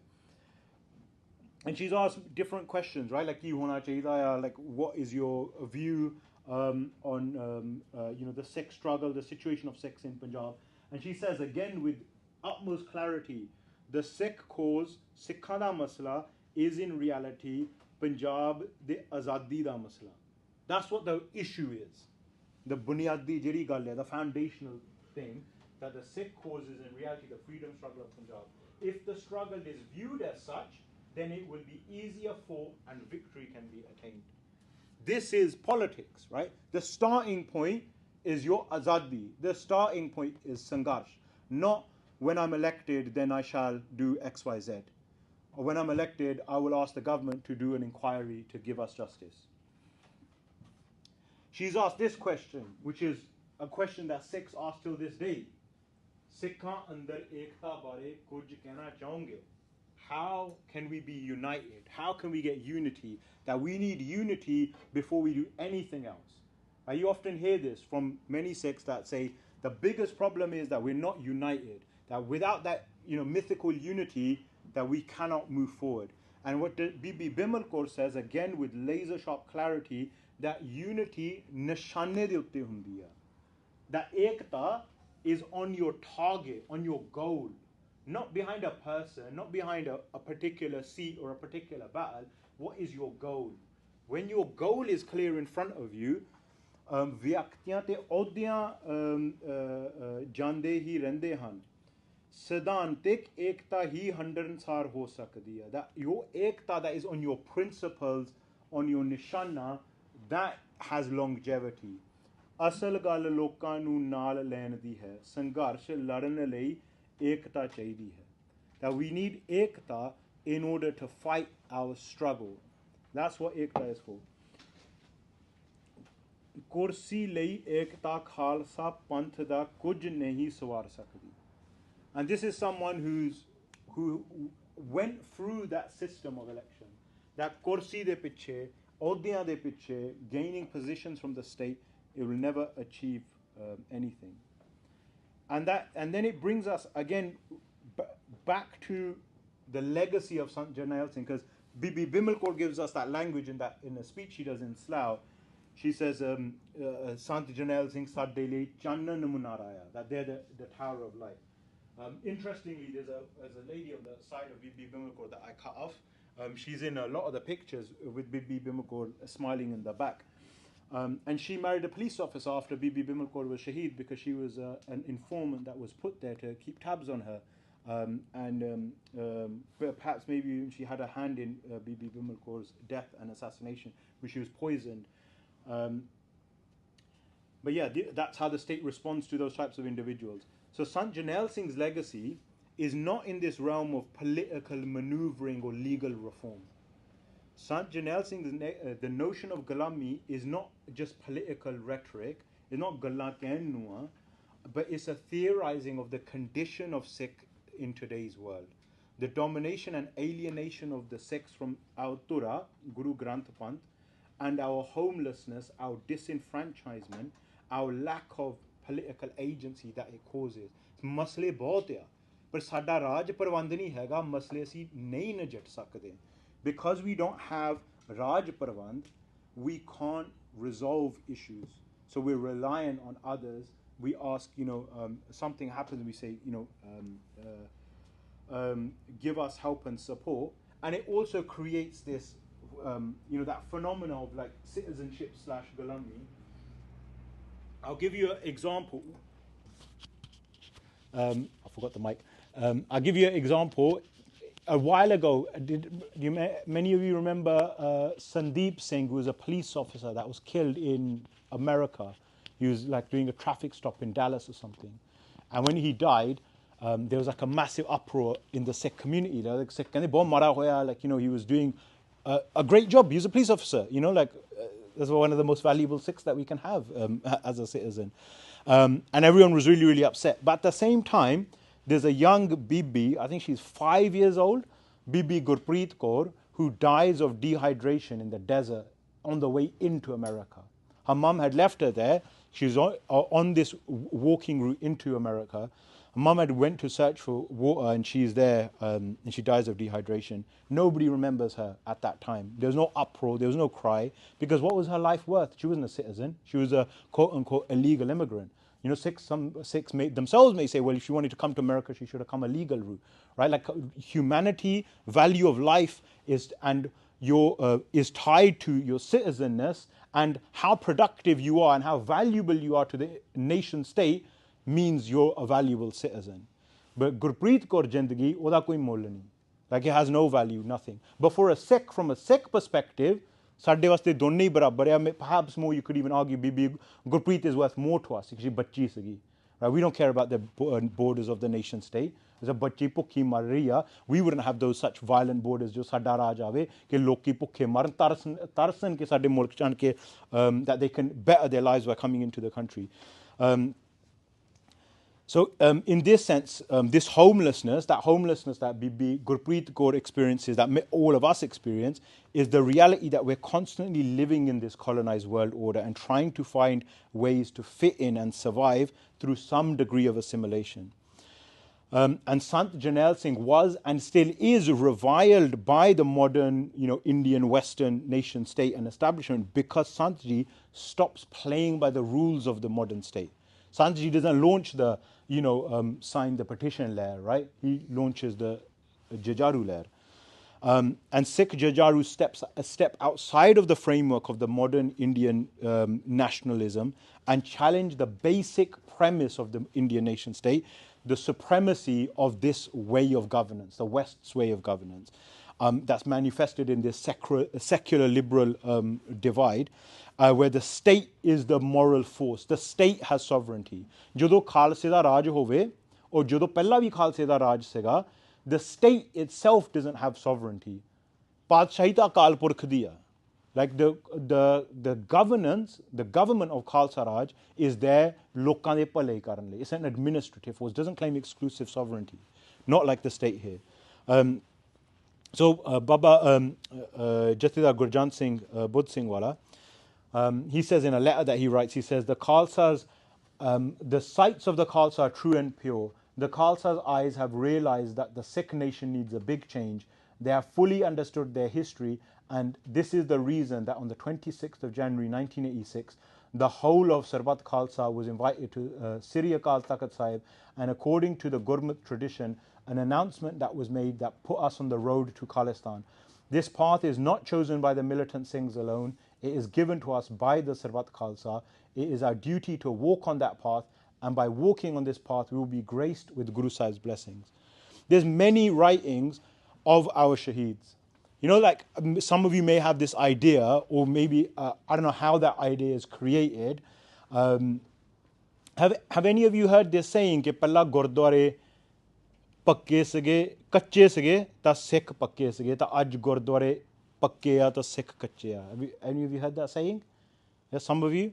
Like that first, the Gurdwara used to be pakke, solid, like well established. The Gurdwara used to be kache, that they weren't of solid construction, and the Sikhs themselves are solid. And today, the Gurdwara are solid and the Sikhs are not solid.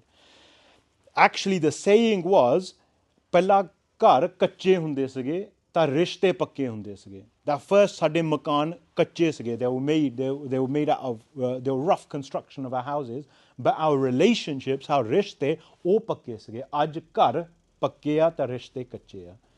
The first Gurdwara made by Guru Sahib, Sisganj Sahib, the walls are this thick. They made the Gurdwara more solid than they did their own houses. Our ancestors, those that came before us, had very long sight, durandrishti. Everything they did was impressive, and they fought insane odds. So the situation that we're in now, it's not our fault, and it's not an easy situation. It's a very difficult, messy, complex situation. There's no easy, quick fix out of it. Our Jujarus, Singh Singhaniya, their writings, their statements, their speeches, everything they say gives us a glimpse into the depth that they had. And there's many, many of these sources. And the point of that, the quote was that, sometimes there's this perspective that the Jujarus were just fighting kind of aimlessly. That they had just picked up weapons, they were in anger, they wanted revenge, or, they somehow got caught up into something. But when you look at their writings, when you look at what it is that they say, there's a clarity behind it, and it has weight, because we're still having and repeating the same conversations that they were responding to. They're giving a solution, and in a parameter that's not even part of our equation. ਉਹ ਤਾਂ ਕਹਿੰਦੇ ਸਰਕਾਰ ਕੁਛ ਨਹੀਂ, ਅਸੀਂ ਏਦਾਂ ਸੰਘਰਸ਼ ਕਰਕੇ ਆਪਣਾ ਰਾਜ ਲੈਣਾ. And for us, when we talk about the solution, the starting point is, how can we be good citizens? Maybe if we climb to the top of that ladder, we get enough money, we can solve this puzzle like a Rubik's Cube, like with our intellect, right? Like we've got so much knowledge. And when we look at Gurbani for inspiration, we say it's really important. When we look at Ityas for inspiration, we say it's really important. But when it comes to moving in this day and age, that Gurbani and that Ityas becomes backwards and irrelevant. What we use to move forward is the taur tariqe of the Angrez, of the taur tariqe of the colonizer, the way of operating, the quote of Gyani Gyan Singh of, being engrossed in making money and trying to puzzle your way out of this. And jang doesn't even become part. Judd doesn't become part of it. In Pant Prakash said, "Bin Judde kad payet patshahi," right? For us, Judd isn't part of the solution. When we think, what is the solution? Judd, no. Because we've been demilitarized. When Sardar Baghel saying other Sikhs are faced with complications, faced with homelessness, faced with destructive forces, faced with challenges, because they can mount a military force, they respond as a sovereign entity.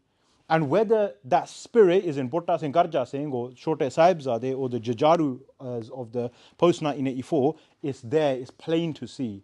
Because they're thinking from the perspective of being Badshah. And again, Sukhdev Singh says in this, he's talking about, there's an audio recording, and he's talking about this, peaceful, right? Now, today is not the time that we need peaceful, jere leader, shantamai, that toll bijare.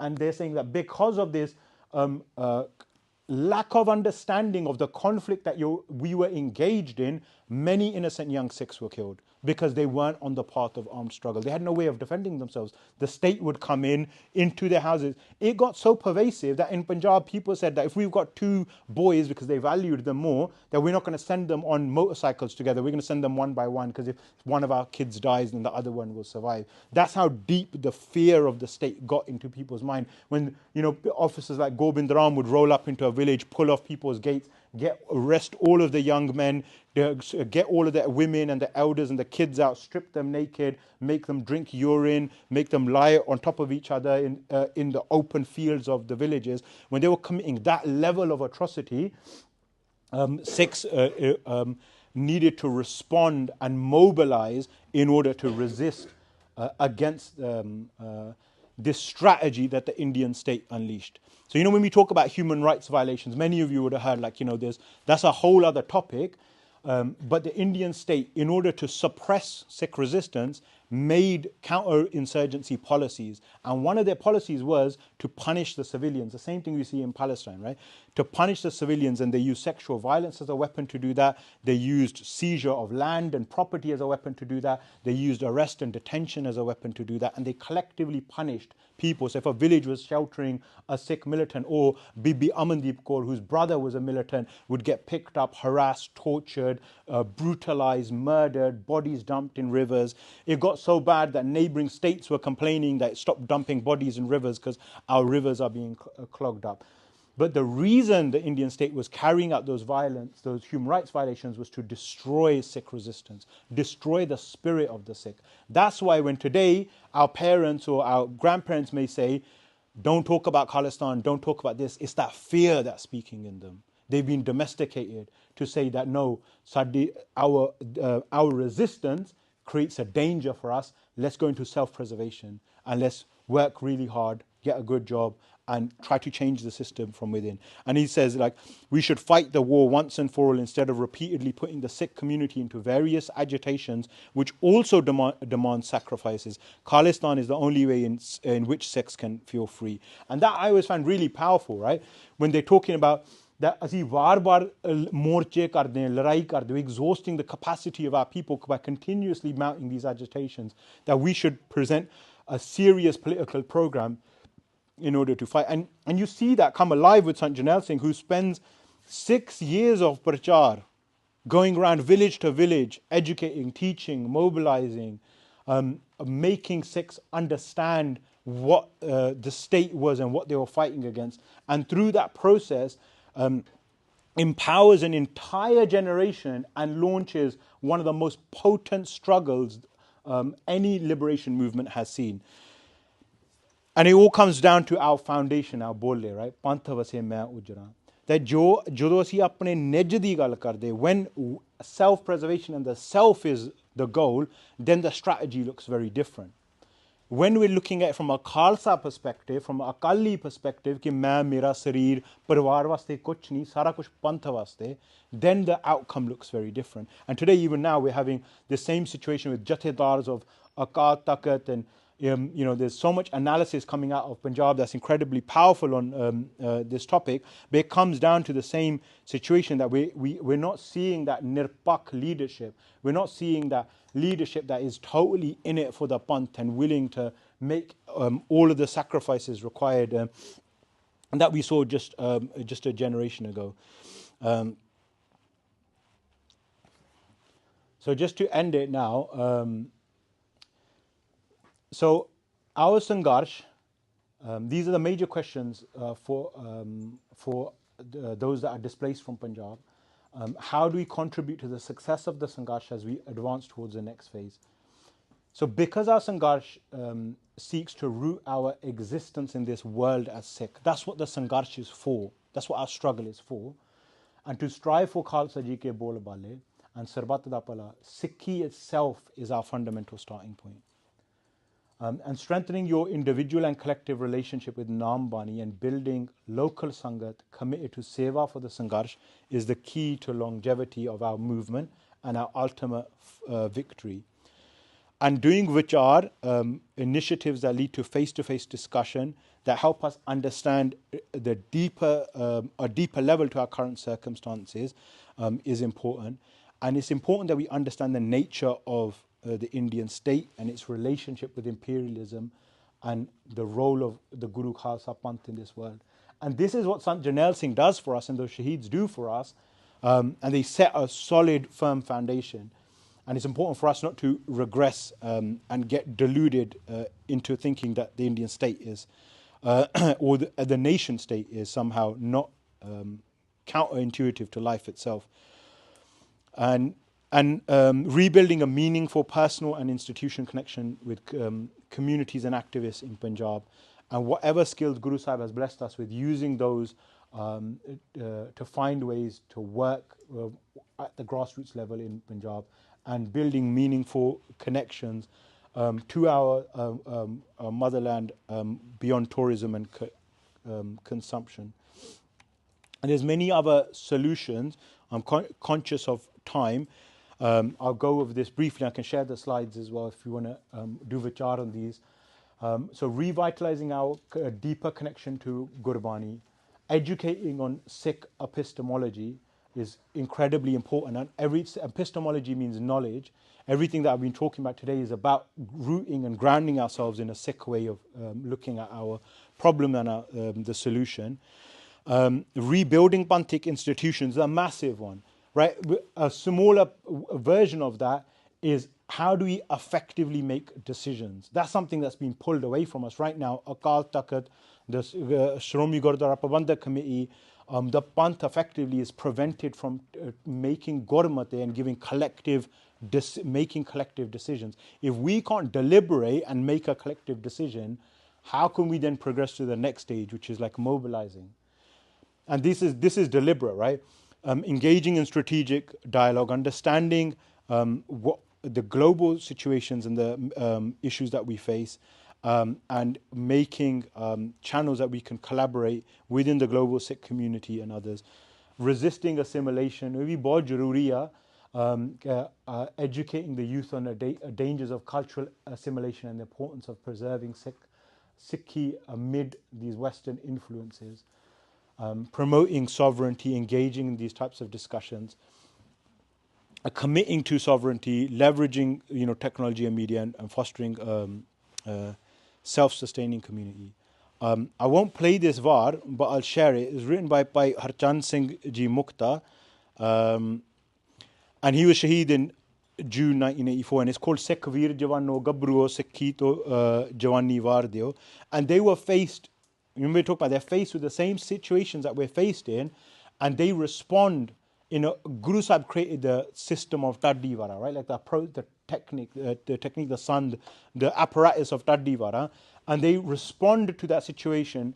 We're saying they're building Khalsa institutions. They create Taddivara to uplift and guide Naujawan. And the title of this, Sikh Veer Javano Gabru Sikhi to Javani Var Deo.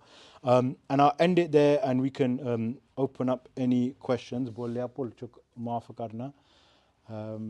Yeah, thank you so much for listening.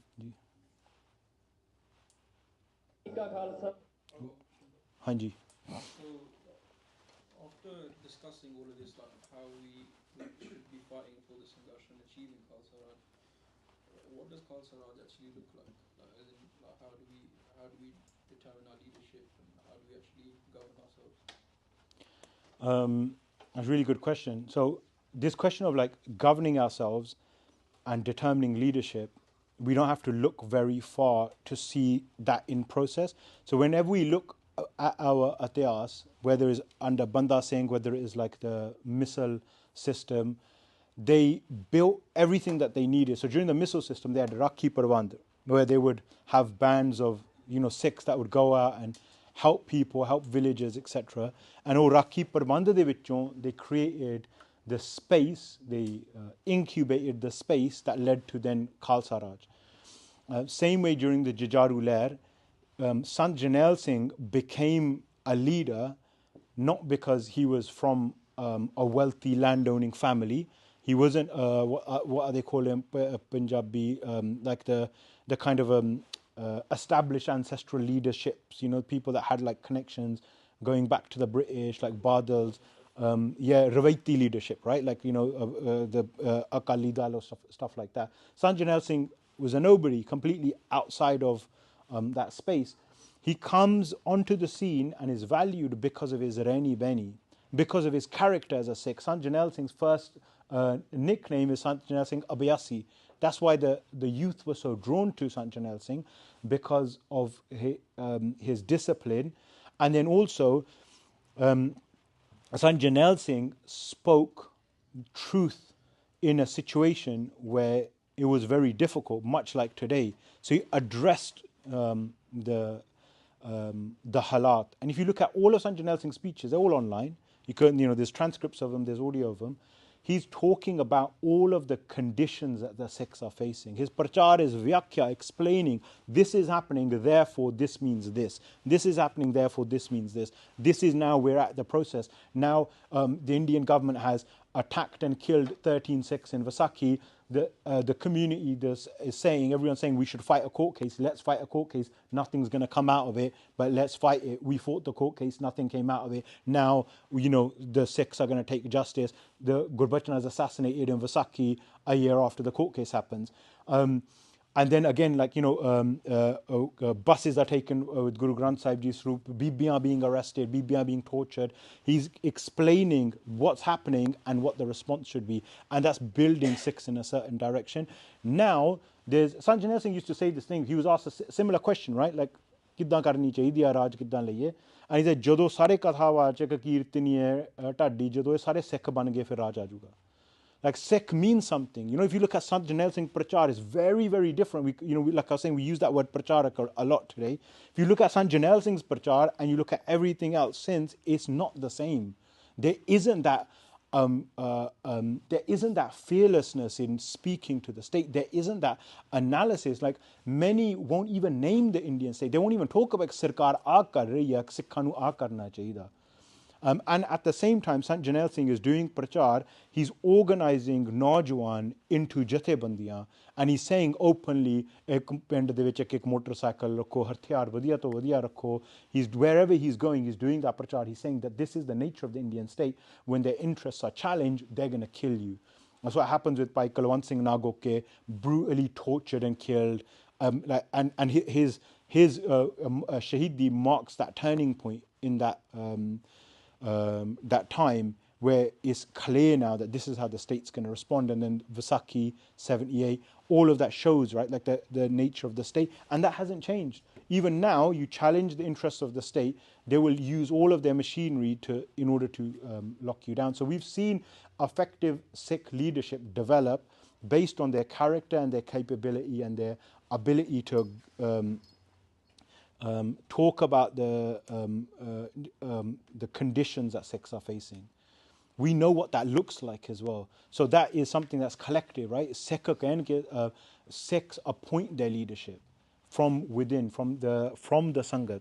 And we know what we want, we know what it looks like. And we see these moments time and time again in Punjab especially, because they're closer, after Bargari, like the Beadabi that happens, how many hundreds of thousands of Sikhs come onto the street in order to launch a morcha. And then we watch it from abroad, I'm like, man, like they kind of compromised here, utte tak gal nahi gayi. So yeah, I think we have the capability, we know what that looks like. Space is incredibly restricted inside India and outside, and it doesn't want that type of Sikh leadership to come forward. It wants a Sikh leadership to come forward that is compromised. And also, again, this is a really, really difficult path that it can't be taken. Everything else is easy. You get like, on a dunyavi level, you'll be celebrated. Sikhs will celebrate you. Oh, look, you're a minister or you're whatever, right? Like, it's a much easier path. Yeah, hope that answers your question. How do you monetarily get to a point of mobilization? Monetarily, I think like if you look at the Karkuler, the parallel, the immediate example that we can look to, like Ganda kuch pata nahi. From the Karkuler, Sikhs abroad gave their daswand in order for a movement to be fought. If a movement is fought in Punjab, it requires financial resources, it requires bodies, it requires many, many different types of activity. You know, it's not all just about Madan de vich sangharsh karna, ode piche Bhai Taru Singh varge sood mein vi chahiye, right? You need all sorts of things. So the diaspora's role, beyond like giving financial support and overground political representation to the struggle, the diaspora doesn't have a role beyond that. We can't tell people in Punjab, you know, what's best for them. And the diaspora has been trying to do that for a very long time and thinks that they know what's better, thinks that they can help Punjab and you know, do whatever. But if you look at all of the analysis and everything that's coming out of Punjab, it's way ahead of anything in the diaspora. So we can financially support Sikh jathebandiyan that want to mobilize and resist. How we do that is there's many different ways. And obviously the government is very interested in things like this, and they will create restrictions and use all of the legal mechanisms because that logic hasn't changed, right? Sedition and resistance is a crime, and you will be punished accordingly. But the diaspora has a role to play in that, and in the previous armed struggle for Khalistan, there was a huge support that came from the diaspora, and it still continues to this day. And where the government closes one door, others open. I mean, back in you hear so many stories of how, like, you know, Sikhs took cash and they, you know, fundraised for, like, you know, the Byanta assassination. There's a whole history to that. My dad raised half of the money for the Byanta assassination from like Singhs in you know, London and the Midlands. I was part of like a group of Sikhs that were doing that. I think it cost them £150,000 to assassinate Byanta. And how they moved that money, I don't know. They found the ways, and you know, like apparently these guys didn't know how to speak English and they were uneducated, but they found ways to move money, resources, and bodies and everything they needed for the movement across multiple different borders, and move people out when they needed to. So har hila wasila ho sakta hai, bas like mehnat di lor hai, I think. And if you look at that previous generation, you know, I think Talvinder Singh had like passports to 6 different countries. I don't think he spoke a word of English. You know, it's fascinating if you look at the history of the movement. In 1992 election boycott, how did that affect the Sangharsh? Because I've read somewhere that that's what basically ended the Sangharsh. That was the reason, the boycott. Yeah, some people have that perspective. You know, it's a bit of a contentious issue now. I think it's deliberately made kind of contentious as like, oh, if we didn't do this, then that would have happened, that would have happened. But if you look at the support for what that showed in many areas where there was support for the movement, ballot boxes went back empty. It showed that regardless of whether Sikhs in Punjab want to participate in Indian democracy or not, Indian democracy is going to, you know, impose itself on their lives. And that's what happened as a result of that boycott, which should be, according to the democratic process, oh, you know, they don't want to be governed by India, so let's have a discussion, a dialogue. Instead, they appointed Beyant Singh, who then was one of the most notorious, he was called the Butcher of Punjab, who mobilized massive resources to kill and target Sikhs. And at that time, Manmohan Singh, who was celebrated a little while ago as a Sikh who reached the pinnacle of, you know, Indian politics or politics in the world, he was the finance minister at the time. And he's on record going to the United Nations saying that, you know, these Sikhs are just crying about nothing. There's no situation in Punjab, and we have to do what we need to do in order to kill terrorists, and etc. So it shows that the election boycott from Sikh perspective was to show that they do not want to participate and they utterly reject Indian democracy. And the Indians used it to show that if you do this, we're going to clamp down 10 times harder on you.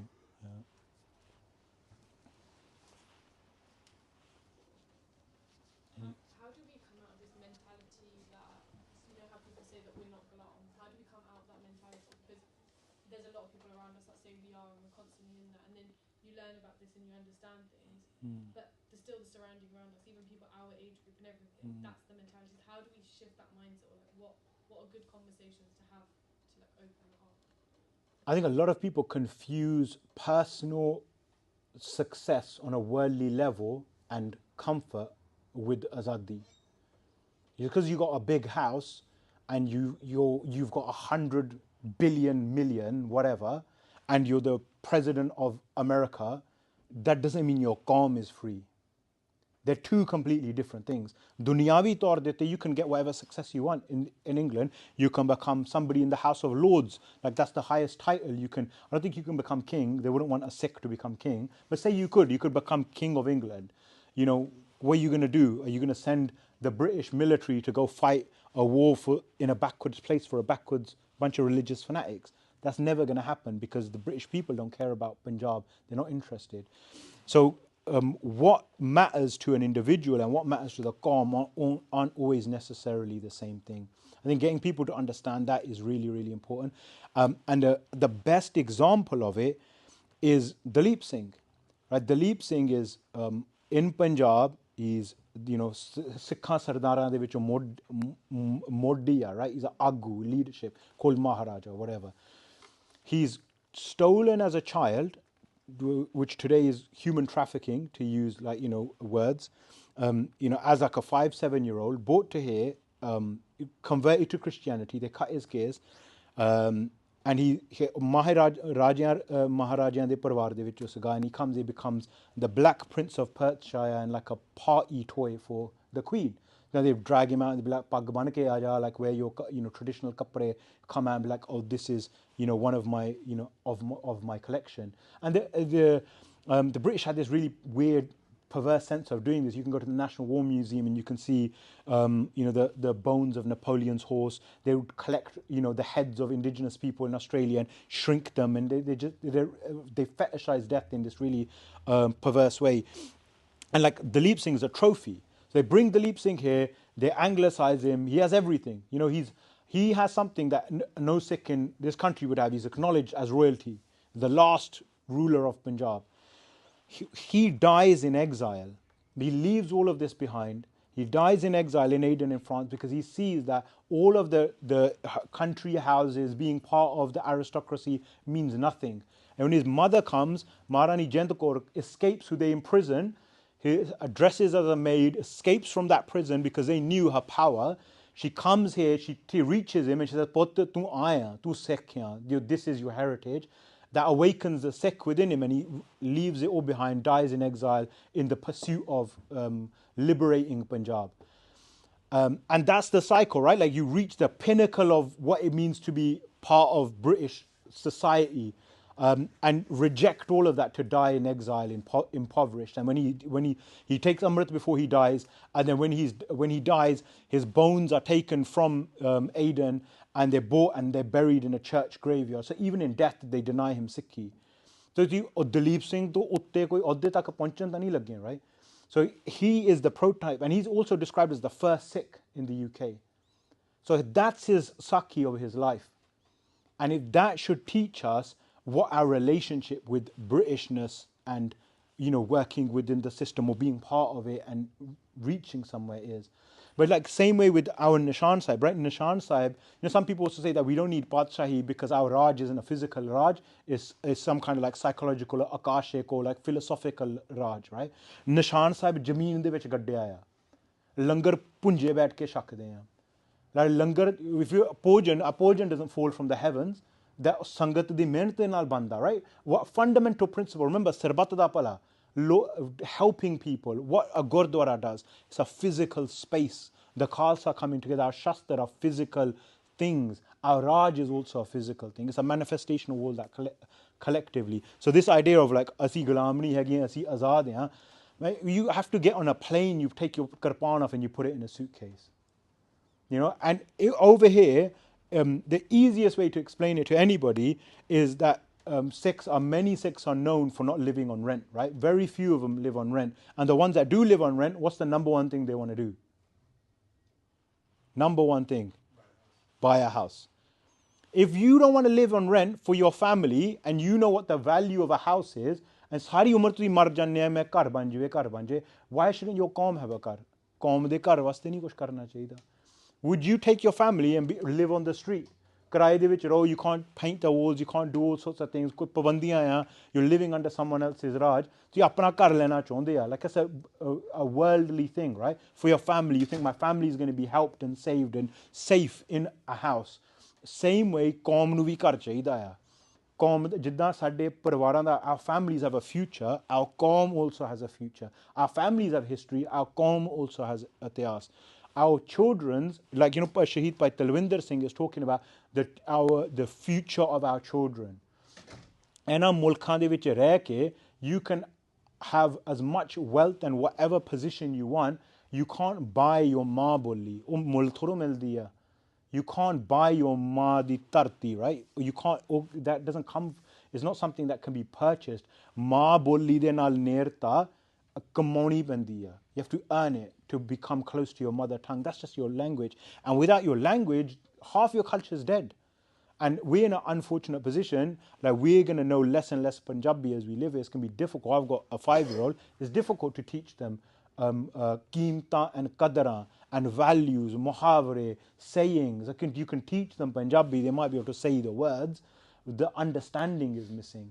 For me, I can listen to Punjabi songs, I can read Punjabi poetry, but the context is missing. So I have more in common with somebody who grew up here in Southall watching the same TV programs, because culturally a big part of me is British in a way that disgusts me, but it's unfortunate. A part of your damag is tied to a culture that's not even your own.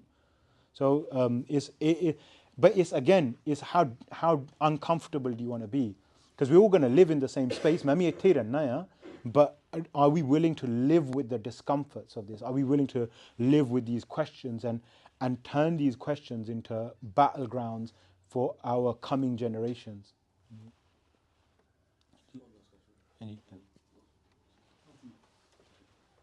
So we're talking a lot about the assimilation, right? And how do we draw that line between assimilation and economic progress? Especially if we're looking towards Khalsa Raj as well. Economic progress, mulkhan da hunda hai, not individuals, right? We as a Sikh community, we can gather social capital, we can gather like wealth, but economic progress, mulkhan di gal hai. And the thing is, like, we could have buying collectives, you know, like, you know, Sikhs in Canada, you know, people talk about how many there are of them that are MPs and how much wealth Sikhs in Canada have. But what if they pooled their resources and bought a port? And it doesn't matter if it was the blue guy or the red guy or the pink guy sitting on the, you know, colonizer chair. They may have some power because they can switch up and on and off a port. That's power. I don't know if Sikhs think like that in Canada, though. I think because economic progress is tied to a very particular economic model, capitalism, it's about competition, Sikhs collective bargaining power to do what and then what with. You know, these are all important questions, but Punjab economically it still is, and it was then, a powerhouse, and all of that's been destroyed. So those are questions that we need to think about in the future.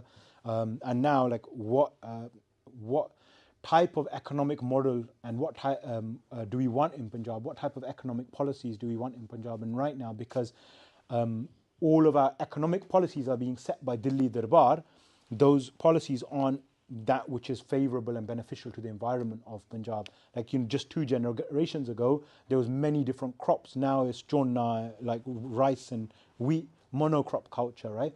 And rice is not indigenous to Punjab, water intensive, cash crop. You put fertilizer, get more crop, sell it more, get more money, bigger house. That economic model is destroying us. I don't think it's money plays a role somewhere. How much money, what is used for, these are all questions, you know, like yeah, I don't think there's a shortage of economic resources within the Panth. There's definitely a shortage of courage, because just the Gurdwara here in the UK, like Hamas is fighting. It's one of the the foremost Palestinian resistance organizations. They're getting financial support to buy resources, weapons from somewhere. Mulk ਉਹਨਾਂ ਦੇ ਕਰਦੇ ਆ, right? Like those that are supportive to their cause. The same way, if Sikhs had people that were supportive to their cause, just for example, the Gurdwara in the UK, if they supported Sikh armed struggle in Punjab, they could bankroll that if they wanted to. But I think there's other complications to that. Culture, fear, the law that presents this like barrier that these are prescribed organizations, and the law is inherently political, right? Like those laws that are in favor of Indian sovereignty and integrity are the laws that make the other stuff illegal. Like and that model you see, there's a really good book called The Devil on the Cross. It's about Kenya and the Mau Mau and resistance, and it's very similar to Punjab. Like you'll read it and you'll be like, whoa, this is like what's happening to us. But yeah, Baji. Yes, so you mentioned that like your worldly status and your worldly wealth, that doesn't really have an effect on the Sangharsh. Could you not argue that it does? No, I was talking about you're confusing worldly success and position for Azadi and your Qaum's Azadi. Those are two separate things. Like you could be wealthy and you could be a position, but it doesn't mean that the Qaum is free, because the goal our struggle isn't to make me the richest Sikh in the world, right? It could help potentially. It can help potentially. Like this question of funding that's coming up. If you look at like the Khalistan struggle, very few rich Sikhs contributed. It was Sikhs that were giving their daswand, like farmers and like like everyday folk giving little bit. It wasn't like few super wealthy Sikhs came together and said, here's 100 million, go crazy, buy whatever you want, right? It doesn't happen, and there's no shortage of wealthy Sikhs today either. I'm not talking about Yeah. wealth, I'm talking like on experience, like someone like General Shabig Singh, like if he wasn't in the army, although he got sacked from the army and they didn't give him a pension, if he didn't do that, if he didn't have those experiences, he couldn't have trained the guard. Yeah, that's a different thing. Yeah, 100%. So learning skills, you see that. General Subeg Singh learnt military skills and then bought them and joined the Khalsa army, became a traitor to the Indian army, and fought in the defense of Darbar Sahib. Same way with Beyant Singh, Satwant Singh, Indira Gandhi's bodyguards, who betrayed her, assassinated her. Same way with Dilawar Singh, in the personal security of the Chief Minister, Beyant Singh, we talked about earlier, betrays his uniform, betrays his training, and assassinates the person that he's allegedly been recruited and trained to protect. Definitely, Sant Jarnail Singh would go out and do prachar seminars and try to recruit Sikhs that were former military people or current serving military, in order to recruit his own informants, in order to bring those skills over. That happens. And so if you look at the movement time, like Sant Jarnail Singh, the 80s time, it was very kind of clear what they were doing. But today it's a bit more murkier. It's not like that clear cut, right? Like and there wasn't the celebration of service in and of itself, or there wasn't the celebration of joining the police and the military in and of itself. There was a political necessity. There was like, oh, tum faujiya, sabaka means retired, sabaka faujiya, you know how to make the radio work, and skills and training definitely happened. But because there was a container, because there was a space, because there was a mobilization, those skills had value. They could be placed within a model, an organizational model, to fight that phase of the movement. So yeah, it's super important, Haji. Adding on to the answer, one thing we all need to have in our mindset is that, okay, we're going to have like an amazing job, or we're going to go to the military, but we're going in, how can we help the Panth? What can we do? Because some people might not be very educated, but they could have such a big influence within the Panth. If you look at like Sant Jarnail Singh, Bhai Singh had a PhD and all these things.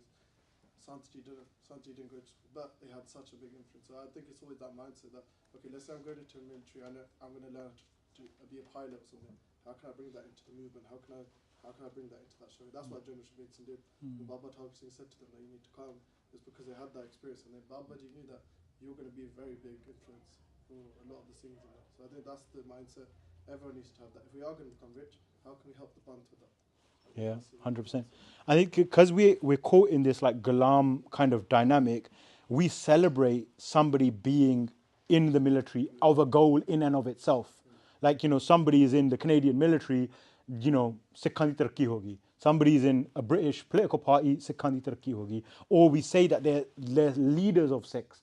And we teach children that, look, if you work really hard, I've got a book called Dream Big Little Core, and in the end you go, oh, you can be anything. You can be the Prime Minister of America. And I always tell my kid, like, no, this page is wrong, you know. But like, we don't want to teach our kids that being a mulazim is the word for it, an employee within another sovereign structure is beneficial to the Panth in and of itself. So have you heard the Sakhi of Nawab Kapoor Singh, right? When the offer of Nawabi is bought, the Sikh that brings the offer of Nawabi, the Mughals say that if we take the offer, the Sikhs might kill us out of hand. They don't like us. So let's get a Sikh to bring the offer. Right? And they send the Sikh. And the Sikh who's working in the Mughal administration, he's not allowed to address the Khalsa. They say, Tutan Khaiya. And then first he has to fulfill his tanakah, then he's allowed to present the offer of Nawabi. And right now what we would say is, oh, that Sikh is in the military in Britain, let's bring him into the private Sikh Security Council and let's get all of the Sikh officers from the militaries around the world and make them into this covert Sikh military force.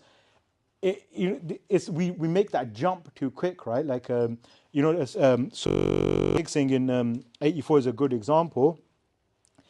And all of the Sikhs from that time period are a good example as betraying Sikh rebels. You're going to lose your job and go to prison for it. You're not allowed to do that. So there's also that as well. And that doesn't become part of the conversation, that if you get to, like, the theory is great. Like, we need Sikhs with certain training to come in of all sorts, engineers, military, all sorts of skills are required. You know, we need people to be able to make things and do things, right? But that conversation doesn't necessarily play out in that way in a lot of times. Sanji Benji. That's a really good question. I think learning about the Khalistan Sangharsh is incredibly important. Like, that is a fundamental building block of where we're kind of going, because all of their jivaniya, all of their shahadatna, if we don't know about what they wrote, what they did, how they fought, why they fought, who they were, like how they kind of moved, right, who they were as people, we're missing something incredibly valuable, because they gave their qurbaniya for us. So us knowing them intimately is knowing ourselves intimately, knowing our future self, maybe, you know, Gandhi on wale, like generation, knowing them and their spirit and their resilience, their defiance. That I think is incredibly important, because you can go to university and you can learn anything, right? You pay your money, you learn your thing, you go home, it's great. Everyone says cool. And this history has been mutilated and destroyed and burned from you. They are not allowed to learn this. They wanted to kill these people so you never learned about them. So that's why I think it's incredibly important to learn about them. ਜਿਹੜੀਆਂ ਸਾਰੀਆਂ ਕੁਰਬਾਨੀਆਂ ਉਹਨਾਂ ਨੇ ਕੀਤੀਆਂ is so that, like, ਜਿਹੜਾ Sikhi ਦਾ ਮਹਿਲ ਆ, like the house of Sikhi is intact for you. Wherever you are on, you know, your path towards Guru Sahib, that when ਸਾਰਾ ਕੁਝ ਤੁਹਾਡੇ ਵਾਸਤੇ ਉਦਾਂ ਹੀ ਪਿਆ ਆ. That when you awaken, ਤੁਹਾਡੇ ਵਿੱਚ ਅੰਦਰਲਾ ਜਦੋਂ ਸਿੱਖ ਜਾਗਦਾ ਆ, you go on that path to Amrit, to Reni Beni, it's all there for you, and it's all held together by their qurbaniya. So I think that is like a fundamental starting point. And so many of them were they were younger than many of us in this room.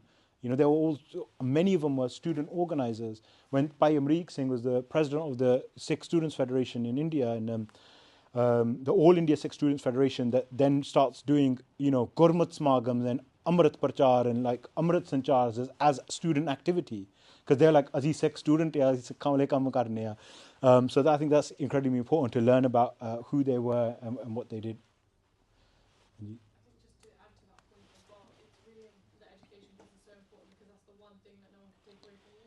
That's the one power that we have. Like, we look at Bhai Singh or 1000 kind who will be killed on soil from outside of Punjab, but what their teachings and what they represented, that will forever live on. So I think that's a really crucial part. Like once you've learned, teach someone else, teach at least one person else, get someone else, and like we have rooms to teach people, keep educating, because they can keep killing us, but then that will forever live on once we keep, you know, our education, history strong. Bilkul. And the thing is, you can't go anywhere to learn this information as well, right? This is something that we have to preserve for ourselves. You can't do a course and learn about, like, you know, the Khalistan Jajarus. Like, we have to teach our coming generations this at the ask. We could. It would be great. Yeah, it's very important. I think there's kind of two ideas going on here. One about just focusing on the Pant mainly, and you know, not leaving your job in education, but the main focus being the Pant, and the other is being like the main focus being your job and sending money or whatever. But and we've spoken about a lot of examples like Shaheed Bhai, Shaheed racing and stuff like that. But don't we have so many on the other side as well? Like by Fauja Singh, all the Babbar Khalsa Singhs, like Khalsa farm. That's kind of what you're talking about, how we have the knowledge and we have to spread it within ourselves. Something like that. And wouldn't you argue that you've said multiple times that we have the money, we're going to always have the money. So wouldn't you argue that that first approach that you were talking about is what we're going to like, it's a better one? I mean, out of the Khalsa farm, Bhai Fauja Singh, very humble Gursikh, creates a space called Khalsa farm, like the first kind of Sikhi camp environment. And so many of the students that go through that camp, that environment, they become leaders of Jajaru Jathebandiya. And just a few years ago, the Taksal, the Khand Kitni Jatha, Tarmak Parcharak religious organizations were producing surme and warriors and shaheeds. And now it's kind of changed, right? Like that was a main driving force, like the Taksal creating Jajaru Jathebandiya, AKJ, ਉਹਦੇ ਵਿੱਚੋਂ ਨਿਕਲ ਰਹੇ Jajaru Singh, many different Jajaru Jathebandiya, but now it's not happening in that same way. Like where, and in fact, in many instances, those Tarmak Jathebandiya will, one, describe themselves as purely Tarmak, and then two, kind of like distance themselves a little bit. Like they celebrate the Sangharsh, but also distance themselves from the Sangharsh. And I think the way they do it is something that is worthy of studying, because it's quite skillful, you know, to have a picture of Sant Jarnail Singh but not represent any of his politics. I'm always watching stuff and I'm like, what's going on? It's baffling, but they're very good at it, you know, like they're convincing Sikhs as well that what we're doing is the best thing and we're trying our best. So yeah, I think they are kind of, I don't think they're two separate things. I think they are one and the same thing. Like all of our resources, all of our like everything, ਸਾਰਾ ਕੁਝ ਗੁਰੂ ਸਾਹਿਬ ਲਈ ਆ, like ਪੰਥ ਲਈ ਆ. ਜਦੋਂ ਅਸੀਂ ਆਪਣਾ ਦੇਖਦੇ ਹਾਂ ਵਿੱਚੋਂ ਕਿ ਇਹ ਮੇਰਾ ਹੈ, ਪੰਥ ਦਾ ਹੈ, then it becomes a bit different. I think, and that's another challenge, is can we live a life that is purely for the panth? Is that possible in the UK as citizens of the UK? That's a question that we need to ask ourselves. Okay, are you as a Sikh, as a Canadian Sikh, an American Sikh, can you live a life 100% samarpan to the panth? Like, isn't that something that's taken away from you? That was actually going to be like tying into a question I also thinking about all that we're discussing now. Like, say if you had this sort of like Jarnail sort of situation now where, you know, so many Sikh, we're amassing a lot of wealth, we've actually got that mindset now that yes, we want Azadi and come together and get it, but we're still living off the law of the land, you know what I mean?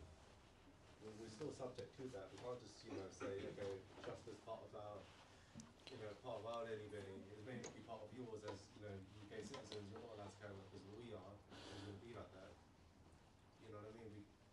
Yeah, it's called being Ghulam. Yeah, exactly, yeah. So. Yeah.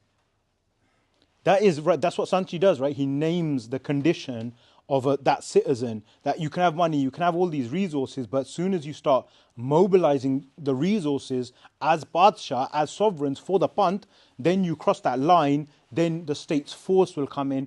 It'll come in the form of tanks to Akal Takat, to demolish it, to, you know, burn the Sangat that's sheltering there in Guru Ramdas Sarai, to smash the heads of babies against the wall. Then they'll come with overwhelming violence. And what was your crime? That you crossed that line that was permissible. You're not allowed to exist as the sovereign Guru Khalsa. You're not allowed to mobilize your resources for the Chardi Kala of the Panth. Well, not as an alien, it's an alien way to live to like the rest of the world. You know what I mean? Like just giving someone that sort of responsibility. You know, that, as we said, it's not two separate things. You know, the miri the biri. You know, having someone like free from the inside, but also, you know, pyar as well.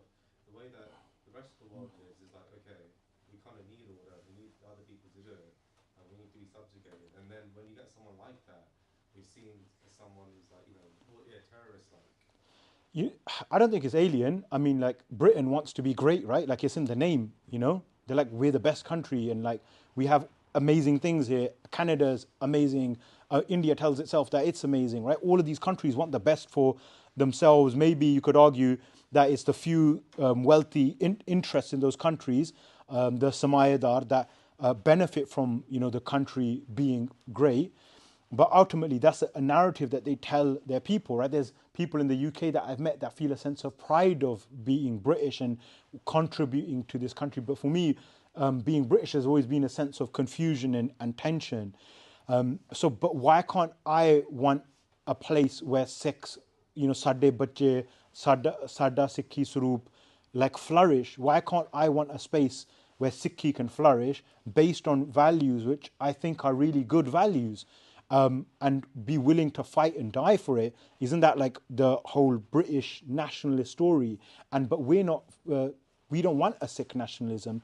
We want a Desh and an entire Tarti, an entire world, where people are living in harmony with each other and Akal Purkh's creation, and we're willing to fight to protect that harmony, to protect Niche Andar Niche Jat, right? To protect the so-called lowest of the low, those that have been made low by those that are in power. And we're fighting for some really good, inspiring, like, values. There's truth behind it. But so I think it's not that it's alien. It's not understandable. It's not permissible, and that's the difference. Is the difference that the state has said this is the boundary. If whatever you want, you can have within this boundary. Human rights are violated when you want something you're not allowed to have. That's why Sikhs' human rights were violated, because we said we want Raj. They say you can't have Raj. We're going to burn you and torture you and break you until you say, no, I don't want Raj. And as Sikhs living in the diaspora, we've spoken about these different examples of Gursikhs and how they contribute to the Sangharsh. For example, like people that gave the Nishaan, or people that actually fought in the Sangharsh.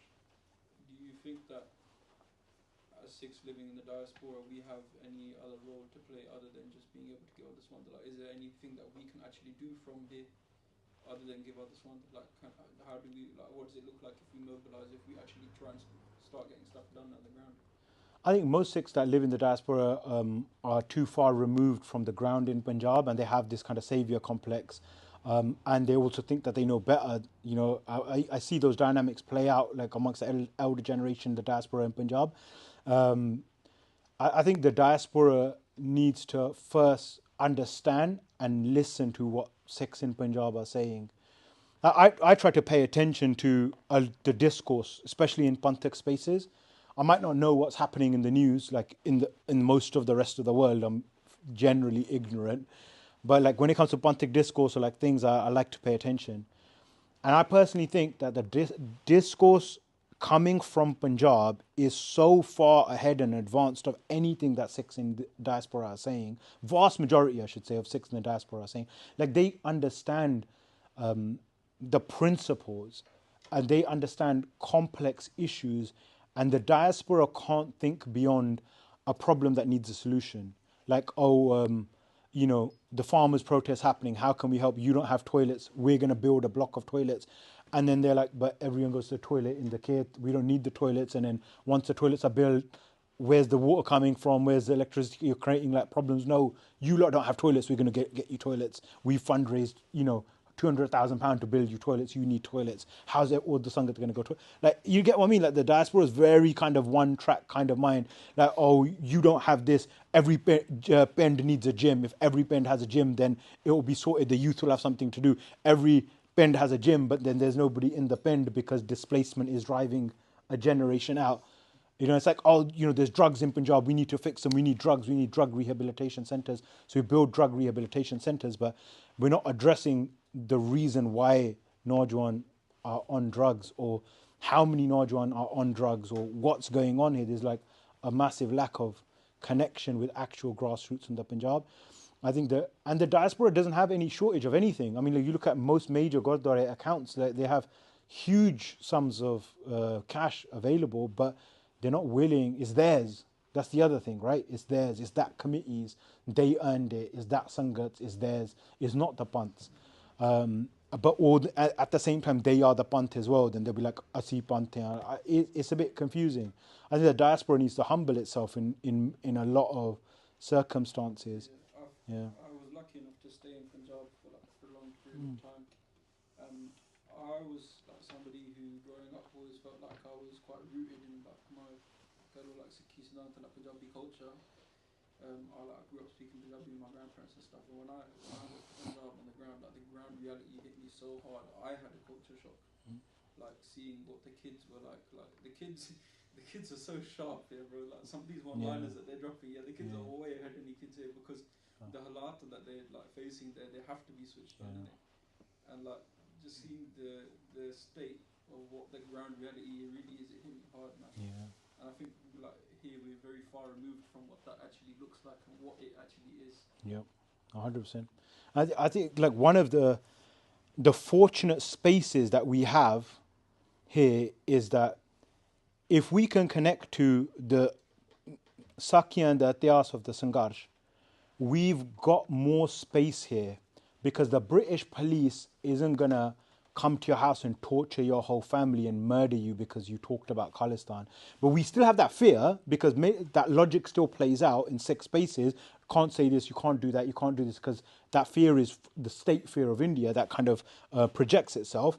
But we have got space to do vichar here that is different from the space that's available in Punjab.